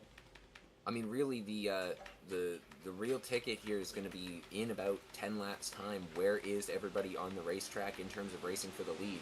Because that'll tell us where they are once that second pit cycle ends, right at the end of the race. Because we've got about 10 laps from the end of that second pit cycle to the end of this race. If we go green the rest of the way, that will be the decider of where you pit and where you come out. This pack is gonna be closing in on those two very quickly, I think. 04 and 24 are just trading positions, you know, every so often. So everyone in this pack is just going to be closing in quickly. They're pretty much there. They're pretty much there, even though they're running 4 wide. They're there. A second separates them and the leaders. Yeah, kind of going to be hard to predict here, I think, in terms of picks. So I don't really know what the deciding factor is going to be on the track. You know, at least out of pit lane. What do you think, Liam? Well, you see, I was going to go with the 14 car for my pick, but she's fallen off the pack, and I don't think she's got the draft of this group. No, she's drafting with the 16, but these two are kind of by themselves there. 4 wide for the lead, whatever's going on over here. 62 of Vinny Schultz looking to the These inside. super speedways are super unpredictable, but that, speaking of unpredictability, it's into that 44 car of Lulu Connie sitting. She's been running right near the front. She hasn't really led a lap yet all day. Prediction there. Coming towards the end of this race, I think I could see the 44 pulling off an upset and taking that Fanatics car to victory lane. But yeah, bold prediction by that 44. But both of those RGB cars, you can see them drafting each other there on the inside, 88 and 44. Estrada and Connie, both of them very much way down in points. I mean, it would be an absolute upset and a half if the 44 manages to take the win at this track and punches her ticket to the playoffs. Let's see here. You've gone with one. You've gone with one. What do you call it? Potentially game-changing candidate. I'll go with another one here. I'll take the 45 of Liz Roberts. Actually, I think Onos Racing's another one of those teams that have been able. That seems to be there and thereabouts in these races, but just kind of never have quite the luck at the very end to be able to execute on them. They only have one win this season with the 46 when it was Suzy Min driving the car, but pace-wise in both qualifying and race trim, this is a team that's been one to pay attention to, I think, in these races. Obviously, the 46 has had really good runs, but the 45 has had her share of decent runs as well. It's just, I think Roberts has far less to talk about just because her luck has been absolutely disastrous in some of these races. We've seen a lot of crashes and especially a lot of mechanical problems for that 45 team. But if that car manages to last all the way to the end of the race, I think that's one car that's going to be one to look out for as well, just like the RGB racing cars as a potential upset source for an upset. But once again, it's a super speedway race. Just about anyone can win here. I do want to see what the booth thinks of the racing going on now, and who's catching their eye for their fan picks here, because there really isn't any differentiator here. It's almost all vibes. I mean, with that, I think we're ready to throw it back up to the booth. I mean, shockingly, we've made it through a mid-race report without a major incident. Somehow, yeah. You went through an entire pit cycle. Pit cycle too, yeah. Yeah. Impressive. Crazy things happening here at Pensacola. I'm Liam, that was Russia. We're going to send it back up to the booth. We will see you guys after the race. Thank you, and time for the booth's fan picks. Anthony? Alright, so after pit stops, I'm going to say my pick right now is currently... Let's go with Reina Munoz, who's currently leading and so far has mostly led before and even after pit stops. She seems like she's got a strong car right now. If this goes flag to flag, from the last caution all the way to the checkered flag, I would see her getting into victory lane. That's going to be my pick on winning this race. I'm going to take on a car that I wouldn't say it would be an upset, but it would flip the playoff script around. I'm going to take the 6 of Mila Cristina. She's looked really strong all year, and she's actually looked even really strong in this race. So I think the 6 of Cristina is going to be that one car I want to watch here. She's got a teammate up here towards the front as well, in Vinny Schultz, and Schultz already has the win, so Schultz could just push Cristina to the win. I think we're going to see the 6 car go to victory lane. That would definitely shake up the playoff field. It would. I wouldn't call it an upset win, though. She's, one, looked good, but also just been very fast all season. Yeah, definitely. Would have to agree with that. And speaking of another driver that I think that has been fast all season, just hasn't gotten that win ever since she came in, that was Bridget Brosseau in the 46. She's had an insane top 10 run ever since she got into the field. She just hasn't been able to. She just hasn't gotten the win yet. She actually sits 41st in points. She sits ahead of Lulu Connie in points outright right now. Well, that says a lot about Lulu, doesn't it? That 44 team has just kind of struggled. To be fair, so has the 88 team, but hey, she's in this race. Lulu's still in the race right now, and she's actually still competitive. I mean, Lulu just kind of has those runs sometimes where she just kind of shows up and has that one competitive run.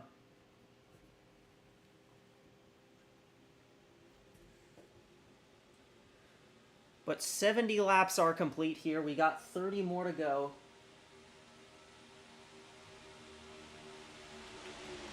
See Bridget Brosseau's taking the lead. Oswell is up front. Oswell looking to the inside. Got Tombe Vaudrey in the 04. We got them going 4 wide.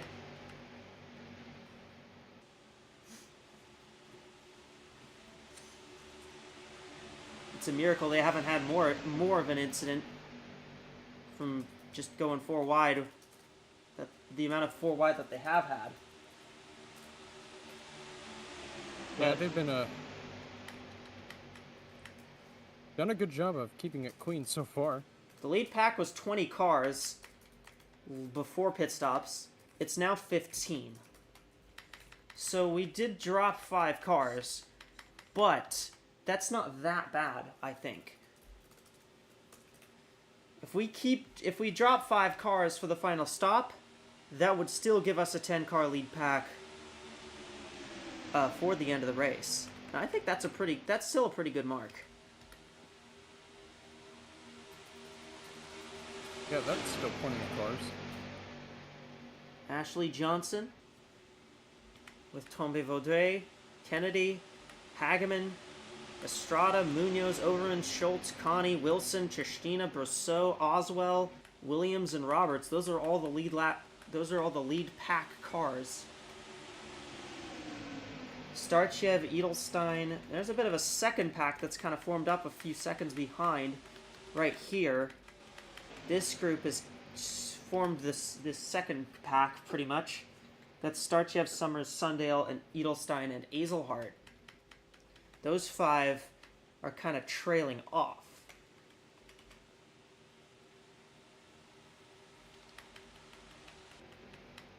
This is the third group. That's Jones, Von Lundquist, and Reynolds. Jones is off the lead lap. Actually, I think the 4 car is 2 laps down.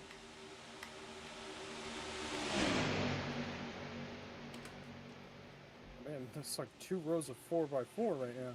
Yeah. I think they might get away with it. I don't want to jinx it, though. Yeah, it looks like we'll be fine. Yeah, we're good. Oh, yeah, I also forgot that 93 is a teammate to the 6 as well. The 93 is a teammate. I keep forgetting because the 93 number just doesn't look anything like the 6 or the 62.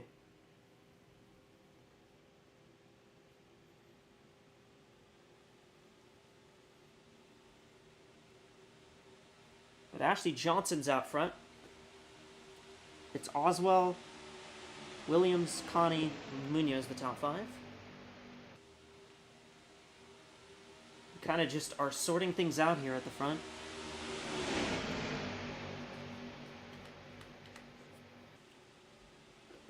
I don't know. With where we stand now, you think it's a new? You think we're gonna see a new winner or a repeat winner? I mean, I know your pick was the 7, who would be a repeat winner, but I don't know. What do you think's more likely? I think it looks like we got a lot of new races out front, so I'm gonna say that we're gonna probably get a new winner here, and that's not very ideal for Jackie Kennedy, unless she's the new winner after all, but we'll just have to wait and see. We got about 25 laps to go coming up soon. Yeah, 25. Yeah, we are coming up on 25 to go. It'll be the next time by. Reina Munoz to the inside.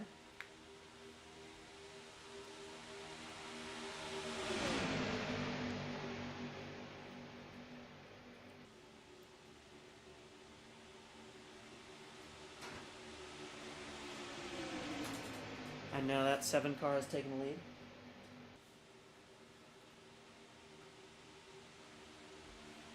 Well, ooh, 4 cars blowing up down the back straightaway. Oh, that is a big blow up. That's not ideal.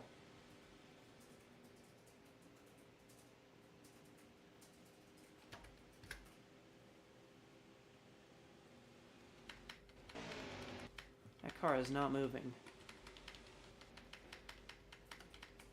Is that going to be a caution? I don't believe it is.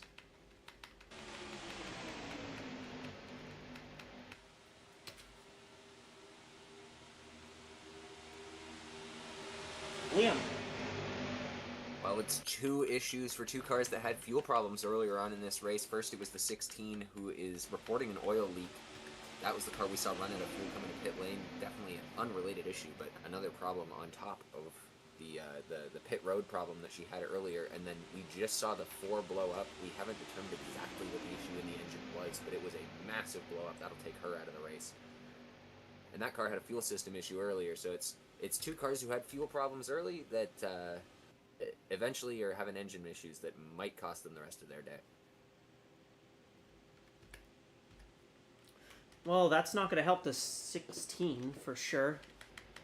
Especially as one of those cars, yeah, she's down pit road, but the 16, she's one of those cars that doesn't have the win to fall back on. So she's going to get bumped off, and that's probably going to be the end of her playoff hopes for Leah Azelhart.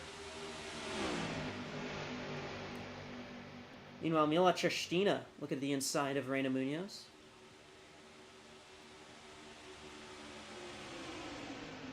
And she'll take the lead.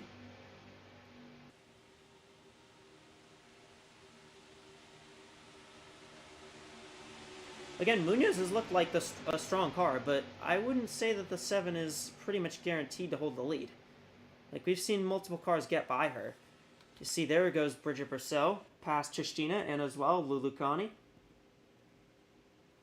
They can't really decide who wants to lead, but to be fair, I don't think I'd want to decide who gets to lead.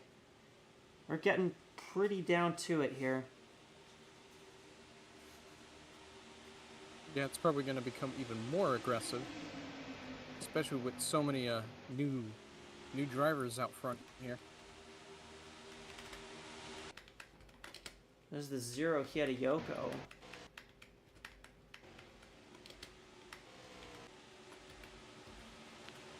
They're gonna catch her. The 0 is not. The 0 is still on pace, from what I could tell.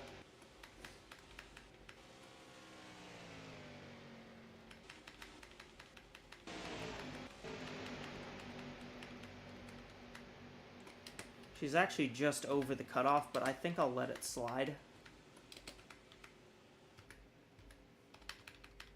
Oh, 42 von Lundquist. Uh-oh. Now she's having issues.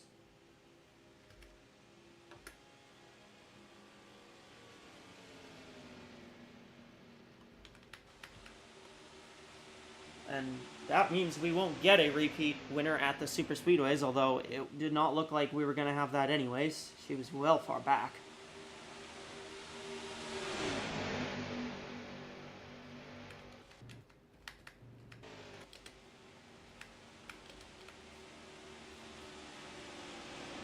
So they catch the 0 of Hideyoko.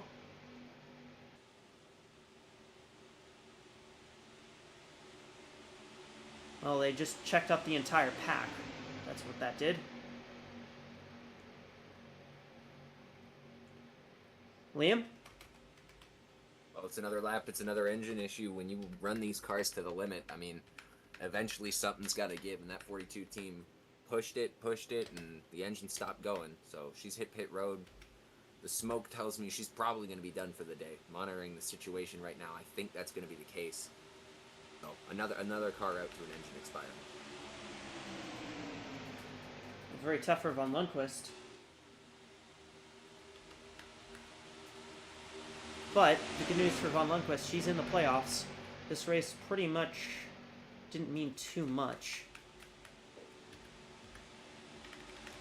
Pretty much just kind of a testing session. I guess, to be fair, she's kind of been in that testing session mode all season.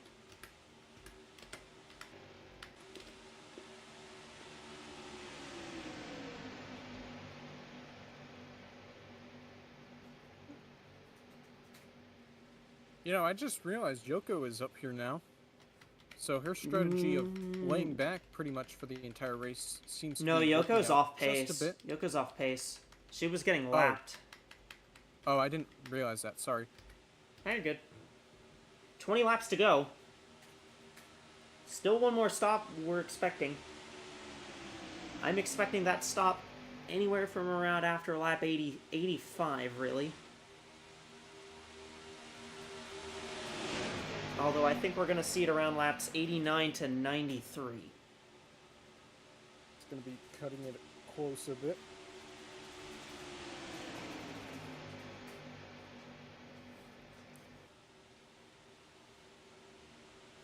I'm not sure if any of these drivers will risk it. Nobody's gonna be able to make it on fuel to the end without stopping. That's a guarantee. Yeah.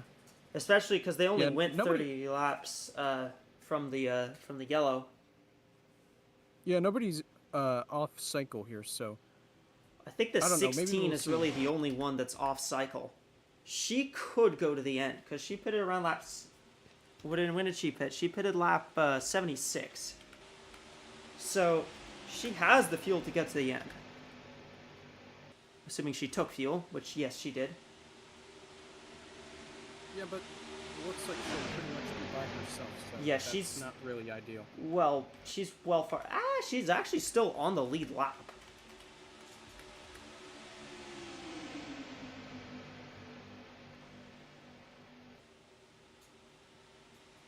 I don't know. Could be worse, I guess, for the 16.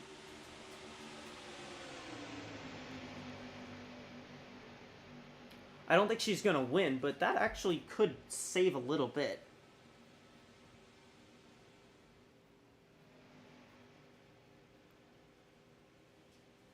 I'm just gonna try to use the 16's draft here, actually.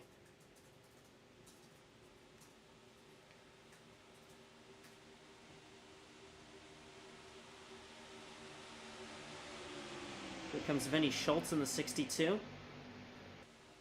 And I'm kind of shaking just thinking about how this race is going to finish. I'm sure these drivers are stressed.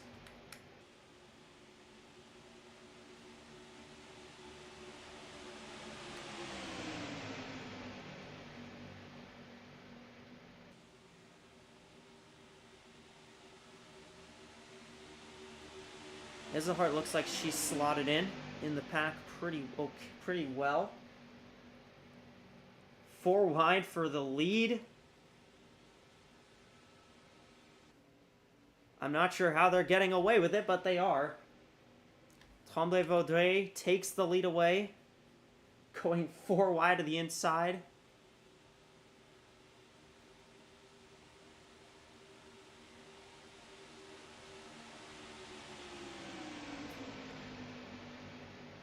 quite a few cars. They're going 4 deep, 4 wide, multiple rows.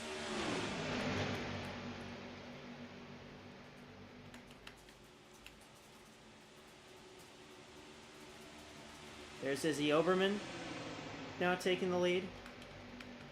Like we're gonna get a different leader every lap.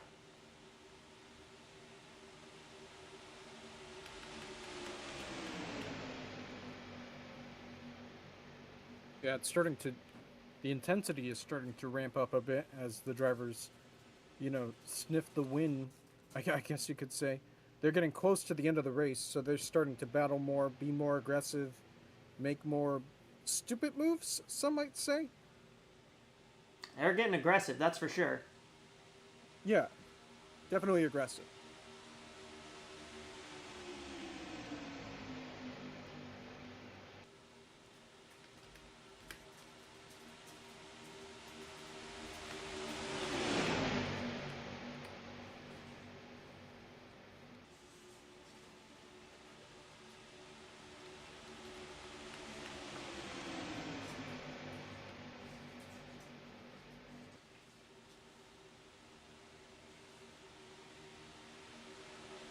Well, they're single filing out top. Okay, never mind. I had just had to say something, didn't I? I was gonna say the top 3 were single filing out, but then the 7 dive bombed for 3rd immediately. Stock card. Whoops. There was somebody on pit road. Who was that? That was the 84. Bird.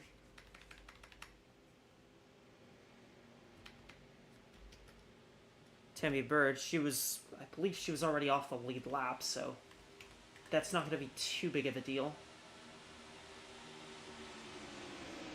What are you thinking? What are we gonna do? What do you want to do strategy-wise with this last stop coming up?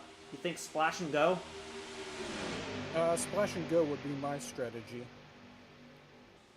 Because it doesn't seem like tire wear plays a big effect here at all. It doesn't really. No. Yeah, so you want to get in there, get out as quick as you can.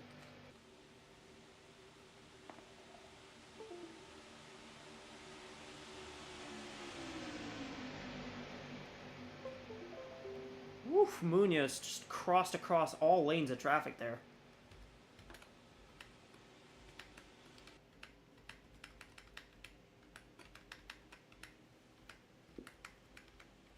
I don't know. What do you think? Worst case scenario for Kennedy is somebody new wins, and even then, I mean, it's not out of the question, but it's also a super speedway. Nothing's out of the question.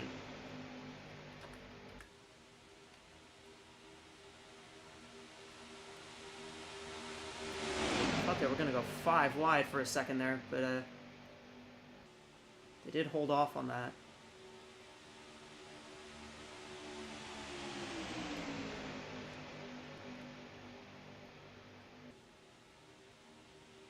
Nobody taking yet of the leaders.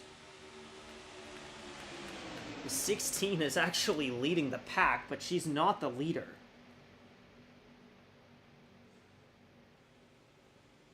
Trying to stay on the lead lap.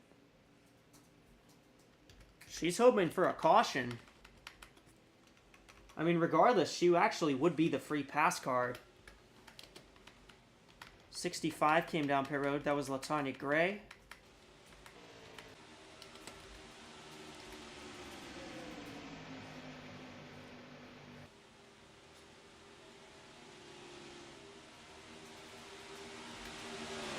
'38s also came down pit road. Looks like these cars that just came in took left side tires.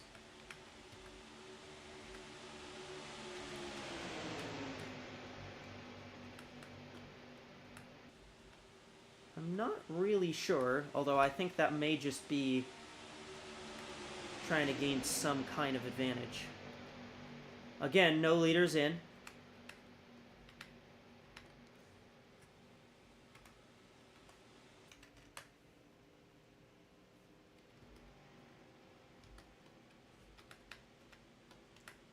There's Kennedy up to second.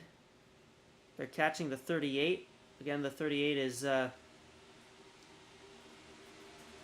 off cycle. She pitted a little early. Oh, gonna hold up Williams. Oh yeah, Schultz just pinned her behind the 38.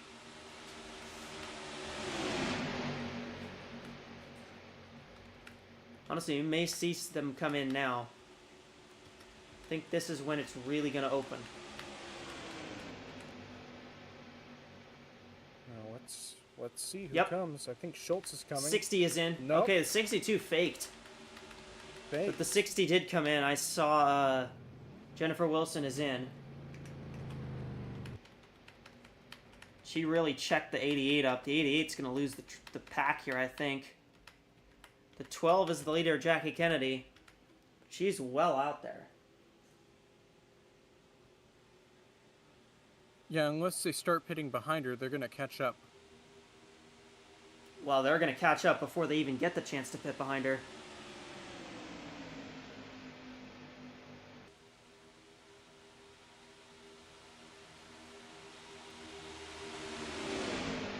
Again, the 16 doesn't need to pit. She's good to the end, fuel-wise.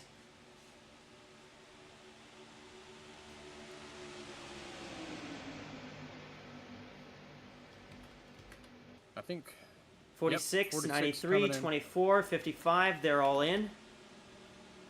60 car took half a can of fuel. that should be enough. I think they're taking half a can. I think it's a little more than a splash.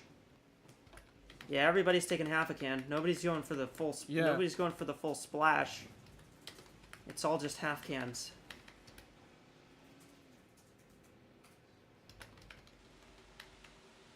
There's the 0. She's exiting.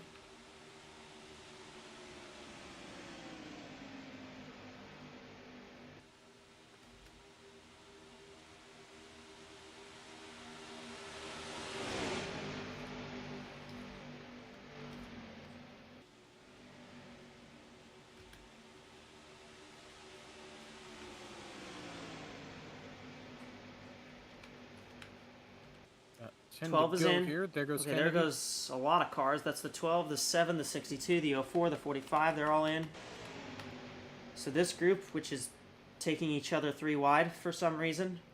That's not really what you want to do if you're trying to save. See how this group races out. Well, they all came up pretty much at the exact same time there. 88 came in with them as well, actually. Uh-oh, 16 might be in trouble. Well, it doesn't I will matter. say These I'll cars pit are going to pit. Yeah. In fact, I think the 96 is slowing up already. She might actually have run out. 96's tank might be just too... She might have just pushed it too far.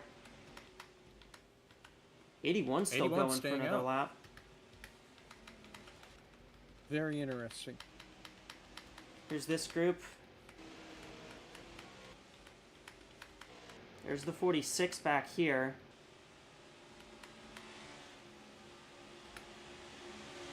Well, these cars did the same thing on pit road.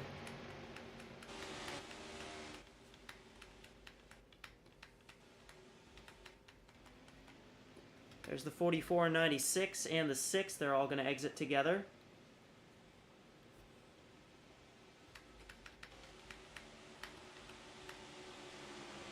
I think everybody else on track is going to get by them. See, the 81's coming in by herself, and I don't really like that. This is the net lead, I believe, is the 62 versus the 7 here. These cars might cycle out ahead. Oh, I thought they were farther out ahead than I thought. This track is just big. Yeah. Also, the start-finish line is just placed just a little bit ahead of the center line of the track. So yes, it is the 6 out front.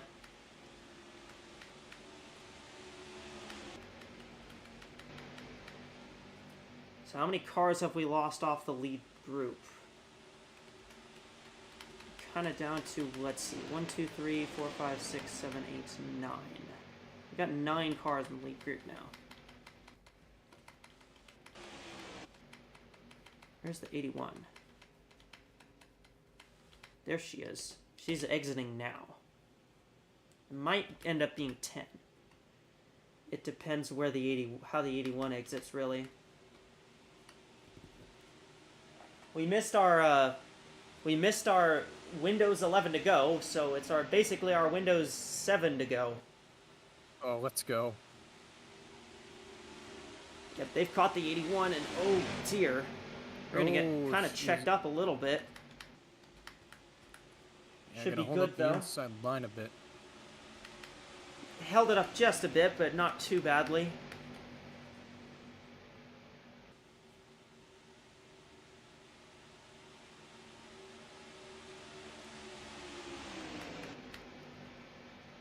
Meanwhile, there's the 51 of Sandy Martel.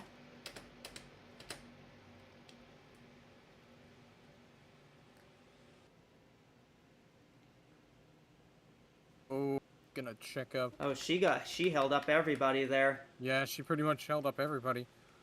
That is not ideal for Jackie Kennedy, as those top two. Neither of those Kinda pulling top away two now. have the win. But also, these top two, this is just 2 cars, and now they're splitting up trying to battle each other. This group is like 8 cars. Yeah, they could quickly catch up. They'll probably catch up. Especially if they get single file.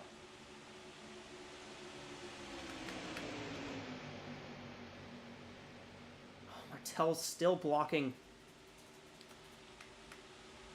They're still catching anyways. They're not losing too much. 5 to go.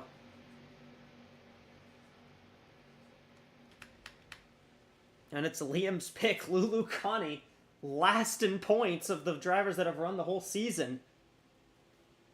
She's Oh my out front. goodness. If she ended up winning, but it's still There's still quite a while long to way go.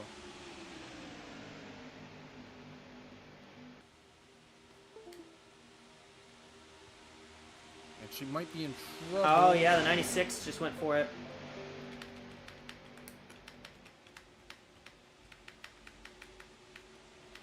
Yeah, she couldn't really make that block there. And again, they're breaking up. They're like the good chunk of the pack. They're breaking up, splitting up side by side, and a lot of these cars kind of trailing the pack are single filed out.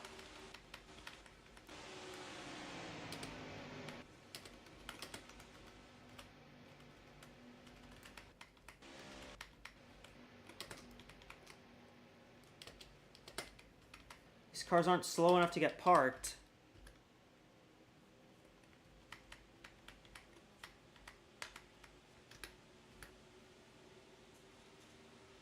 I think if you're Kennedy right here, you try to be aggressive as you can be. If you're Kennedy, you're Because- staring your season down. You're staring your Yeah. your entire hopes for your season right now. Here comes the Your season is on 44. the line. All those drivers in the top 3 have never won before, and you're the closest. Pretty much, your destiny is in your hands right now. With 4 laps to go.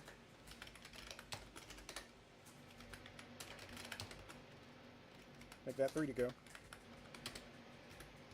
65 and 84 are going to be told to move out of the way so that they don't impede the finish.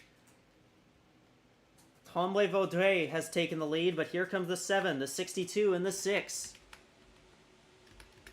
These two are the only ones that would be in influencing distance of the finish.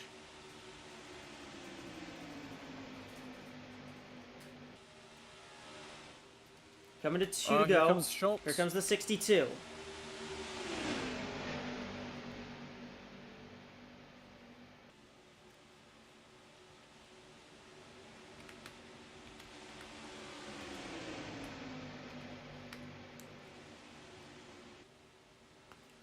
Fair few cars slotting in. 2 to go.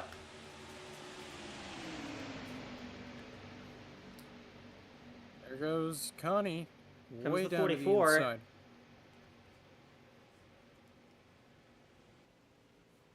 Closing up on the 04. Look into the bumper.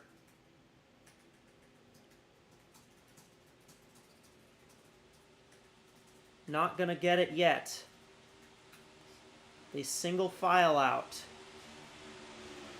Does she go for it into turn 3? Yes, yes she does. is. But here comes And the she has 81. help.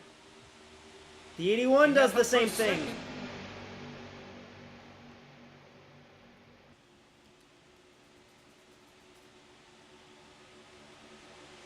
'81 pulled the same move she did at the exact same time. And she's gonna grab the lead. White flag. 1 lap to go.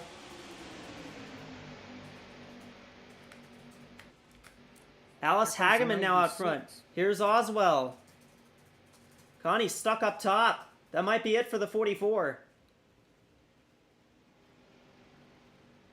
Here comes the And here 12 comes of Kennedy. She's moving up through. She has one more chance here. Might she try the same thing Hageman just did? Oswell dives to the inside. Kennedy gets shuffled. That wasn't the right move by Kennedy. Probably should have gone with the leaders. 96 of Oswell to the inside on the 81.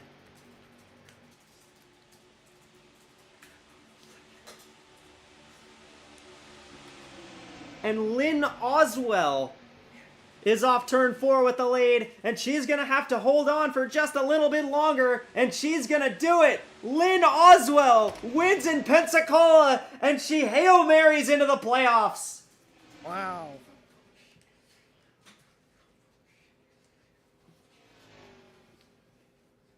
What a finish, as we see Lynn Oswell absolutely shake up everything.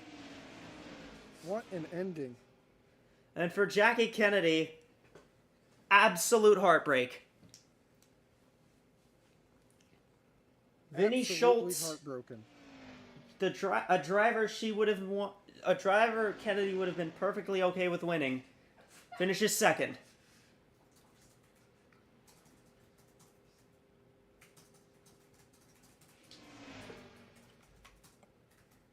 .55 is 11th. So Deborah Williams wins the regular season championship.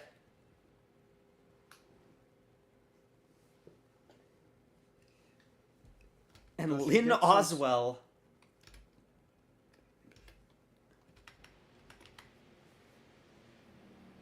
steals it in Pensacola. What a robbery.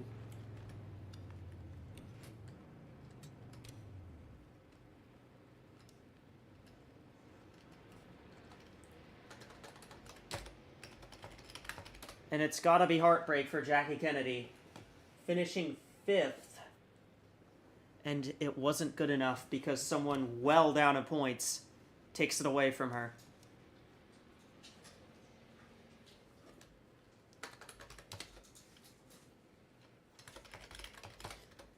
Well, with that being said, Anthony, how did you feel about that race, and do you think we can expect something similar tomorrow? Oh man, I thought that was a very balanced race overall. We had a couple big wrecks at the beginning, but after the second caution, we went green for the end, and it was a pretty good race till the end. A lot of strategy, a lot of passing all around overall, a lot of surprises, that's for sure. I expect something like this for tomorrow for Cup, especially considering the Cup drivers, they have a little bit more super speedway experience, I believe. So people should be very excited for what happens tomorrow in Cup.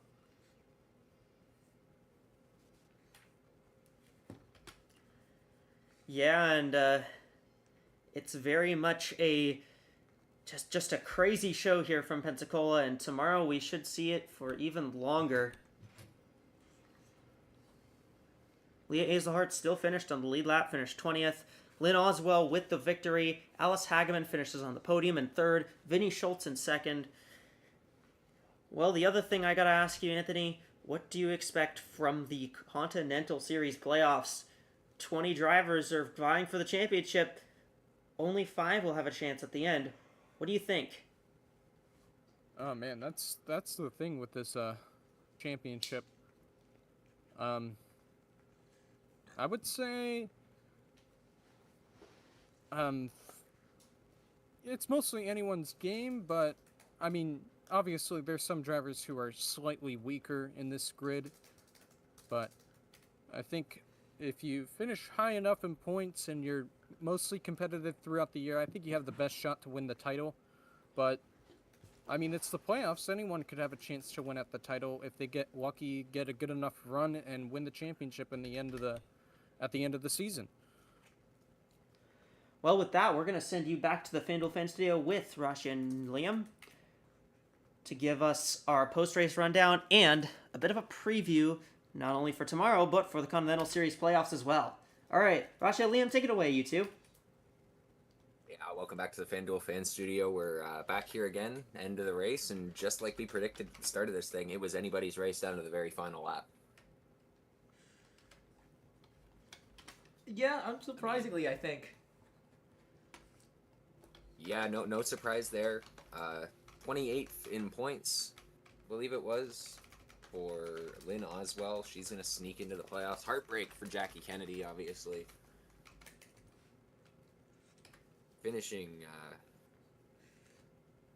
just short. Just short, right? She had a shot right at the end of this race, too. Both of our picks were also close. Yeah, up there we were right pretty at the close. end. Yeah, the 45 was also there. Liz Roberts finished 7th. It was right there. Both of the Ponos racing cars were right there. The 7 was right there as well. Chestina was in the top 10 as well. We all pretty much got our... I think all of our picks ended up in the top 10, which is impressive. Yeah, Given Connie what racetrack intense. we're in. Yeah. This might be the Connie first time intense we've done shuffle this to as the well, outside. too. Yeah, no, that was honestly great picking from all of us, I think. Sort of all of that shuffling, and we had a great clean race through the second half of this thing. Great drama coming off of that pit cycle. All around, yeah, just a good race. Alice Hageman pitting by herself, the last car to stay out, and finishing 3rd as well. Really impressive stuff there.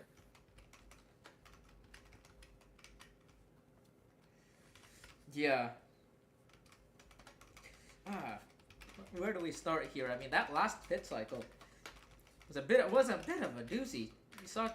We saw 2 cars breaking away there. I think it was the 24 and the 04, or the 44, I should say. Yes, I believe it was, and then I mean we saw that with that first pit cycle as well. That breakaway doesn't exactly hold up when you've got a bunch of cars going darn near 200 miles an hour behind you. It was just a matter of being able to navigate your way around around all the traffic, and considering how much the situation kept changing as well at the end. Yeah, and I mean, I do believe that answers our question from earlier on, did these drivers figure out super speedway racing? I would say 100% yes. I would say so as well, yeah. It leaves me very excited for Talladega once we get through to the Talladega's gonna be a whole thing as well. That's gonna be a big thing and a half. Pretty sure Deborah Williams has clinched the regular season championship with that 11th place run. Basically just didn't need to have a bad day, basically. Interesting story coming out of that first wreck. Mayumi Moriyama and Abby Buchanan having, that one pole position separating them in points heading into this race. They finished one That position is what apart, kept yes. them tied for the top 10 in points as we head out of the regular season. Yeah, somehow those two ended up next to each other anyways. As if that Both matters. in the garage and in the point standings. Yeah, I was gonna say, as if that matters, to be fair, but yeah.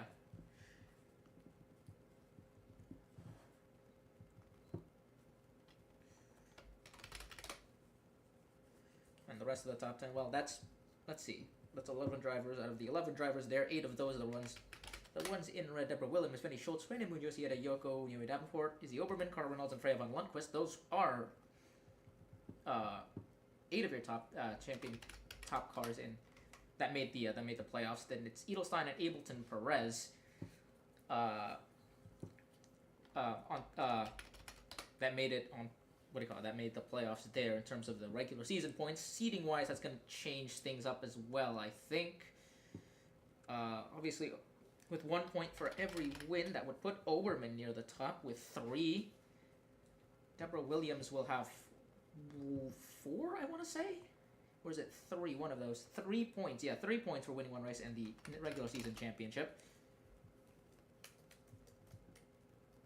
That should tie her up With Oberman. Kathy Ableton Perez there. And yeah, With Oberman and three and wins. Ableton Perez will both have 3 wins. So they'll be, all 3 of them, I should say, will be at 2,003 points. But I mean, every driver in the playoffs is going to be separated by 2 points heading into the start, so it doesn't really change much.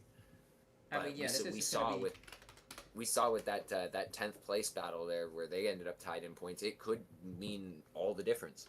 So Yeah. we'll see how these playoffs unfold. That first round of 16 looking very interesting as we look at the schedule looking ahead. North Wilkesboro, Kansas, and Oswego Speedway. 3 very different tracks. I mean, Oswego and North Wilkesboro the same size, but Yes. two But different they're profiled tracks. differently, yeah, I was going to say they're different tracks still. Mhm. And well, the one in the middle is also quite different.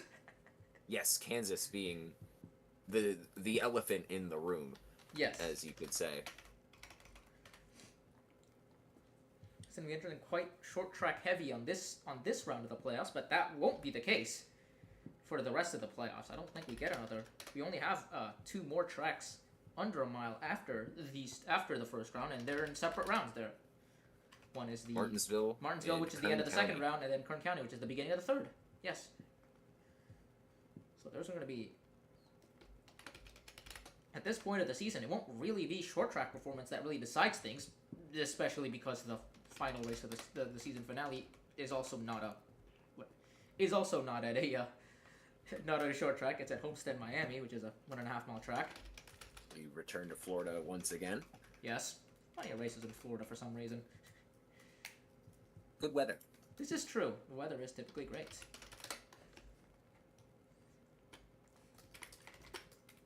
But yeah, looking at our first round, the first round is going to be the interesting one just because of how short track heavy it is. Wilkesboro and Oswego, obviously. Well, what do you expect from these? What do you expect from this? I mean, North Wilkesboro is I'd say it's become more of a known quantity nowadays, with with the revival of racing there. But Oswego, North not Wilkesboro, as from much. North Wilkesboro, from what I've seen at that track, it's gonna be your classic short track racing, elbows out, Yeah. rough and tumble racing. I haven't seen much from Oswego Speedway, especially with this Continental field. But given what we've seen from them on short tracks throughout this season, it should be just as entertaining, especially with it being the cutoff race. Yeah, Oswego as the cutoff race is going to be something to behold, I want to say. Because just because of how much of an unknown it is. You know, Oswego is obviously a very important racetrack, especially in the Northeast racing scene, but not something you see stock cars really take. I think it's I forget what the term for it. I think it's super modifieds. That's the bread and butter for races there. Yeah. It's actually quite I'd say quite a ways faster, I want to say, than these stock cars. So. So now, yeah, as the playoff field's finally set, we look cars below the cut line in the first round. There are 5 of them because of the amount of. I was gonna say there's 5 of them. Yeah, that's because everyone's kind of all bunched up together. We Like, got. There's 5 of them, but also there's 12 or 12 or something drivers that are all Yeah. on 1 point. That are all on But 2001 the cars that come in below the cut line based off of where they were seated in points previously, I believe. Yes. Those being Annie Starchev, Sandy Martel, Cassidy Jones, Robin Morales, and Lara Sundale. But obviously, once these points reset, anything can happen.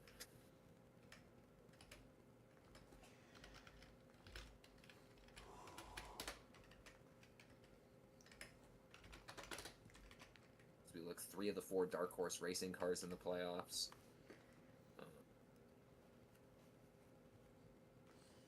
Inverness Racing 2 cars as well, so a lot of teams with multiple codes. North Star Motorsports managed to get 4 cars, all 4 cars in the playoffs for North Star Motorsports. Dillon got 2. McMillan got 2 of their cars somehow.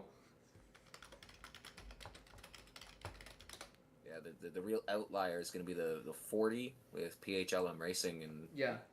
the 26 with Project Horizon. I mean, Sundale only has 4 top 10 finishes, which, I mean, even Morales at least has 7 of them. Martel and Starchev only have 5 and 2 respectively, but also both of those drivers have had kind of slightly different seasons. Martel obviously barely made any races in the first half of the season. He's been more regularly making races since winning, but obviously missed quite a bit of the first season through DNQs. And Starchev, same deal. I was just going to say, looking at some of the cars that are below the cut line with the 2 short tracks in the first round, I mean, you've got Lara Sundell, who won at Nazareth. You've got Robin Morales, who won at I feel like Martel might be, Martel, Cassidy Jones, maybe? All Robin of these Morales drivers also have good been standouts on Yeah. the short tracks, as it has been seen this season. I mean, Morales, we saw a few good runs from those Project Horizon cars at the short tracks. Cassidy Jones, she's got to win. Where did she win? She won at, she won at Surrey, Echo Energy. That's another kind of... She won at Echo Energy Speedway, which not a short track. It's kind of, but But sort of still. not a short track. It's a high banked, which is kind of weird. So it's kind of its own thing. It's a short track. It's a shorter track, but with high banks, which is kind of... Sandy Martel wins at 5 flags. I mean, all of these drivers, aside from Annie Starchy, have all won at short tracks. Have all They're below won it, the yeah. cut line, so... Either short tracks or tracks with fairly flat banking. So that's the kind of thing you would expect. That's where you'd expect them to do well. The only driver at the bottom that sits below that cut line that didn't win at a short track, Annie Starchev won at Michigan. Michigan, yes. Which, Michigan's a much wider track than Kansas, but I think the racing style translates very well from those 2 tracks. Yeah. Looking at our 1.5 mile winners, maybe as well, maybe we might see something out of Isabella Fitzmaurice. She hasn't really seen much since that win at Las Vegas. Maybe a return to the what do you call it? The To form. intermediate, to an intermediate track, or at least some sort of more drafting focused speedway will help her out as well. She did get a top 5 at I believe she did get a top 5 at Michigan as well. That's another, so there might be another car to look out for on these drafting style tracks. Yeah, I mean, always a playoff threat wherever she races. For Avon Lundquist, she's sort of been quiet since winning at Daytona, but she is one of those drivers that you can rely on consistency. I feel like her bread and butter is also the speedway tracks, more or less. She hasn't really been great. But also, we've seen impressive runs from her at short tracks as well this season. So yeah, she's had some good runs. I mean, her 4th place at South Boston is probably 4th place and 5th place at Iowa. 4th place at South Boston, 5th place at Iowa. And this is gonna be. I feel like if you're the McMillan cars, it's gonna be down to the equipment. The 42 especially has had so many problems equipment-wise this season, whether it's failures, terminal or otherwise. It's kind of taken her out of contention for a lot of races here. Reina Munoz as well is another driver that I think consistency-wise has been on it as well. Won all the way back at Delaware in Ontario. That's another driver to look out for potentially on the short tracks, but also been fairly consistent with 9 top 10s at all sorts of different tracks.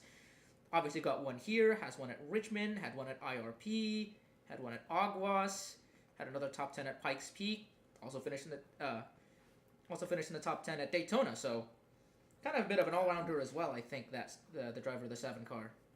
And I mean, we're pointing out all of these different track types, but I do just want to say I feel like short track prowess is going to be the strongest in the playoffs, at least until you get to Homestead, Miami. You've got a short track. You got 2 in the first round. You've got 1 in the second round at Martinsville, and you got 1 in the third round. Yeah. As long as you're good at short tracks, if you can pull together some great finishes, hell, even win all 3 of those, you're making your way to Homestead, Miami as a championship contender. Yeah. And maybe look out for the total wild card, which is Talladega and Atlanta as well. 2 drafting style tracks. Although Atlanta less so of a drafting style track, but still fairly leaning towards the drafting style. Talladega, obviously it's Talladega, but yeah, are the big tracks that we have on the schedule here are all drafting types. Oregon as well, I would add to that list. From what I've seen, Oregon is a very interesting case. Because I think Oregon is more drafting focused than a Homestead Miami. Yeah, Homestead Miami's a lot more grip focused, A lot more grip strategic, focused, yeah. running the outside lane there. With Oregon, it runs as almost a combination between original Atlanta in terms of the shape and current Atlanta in terms of how it in terms how of the it racing. drives.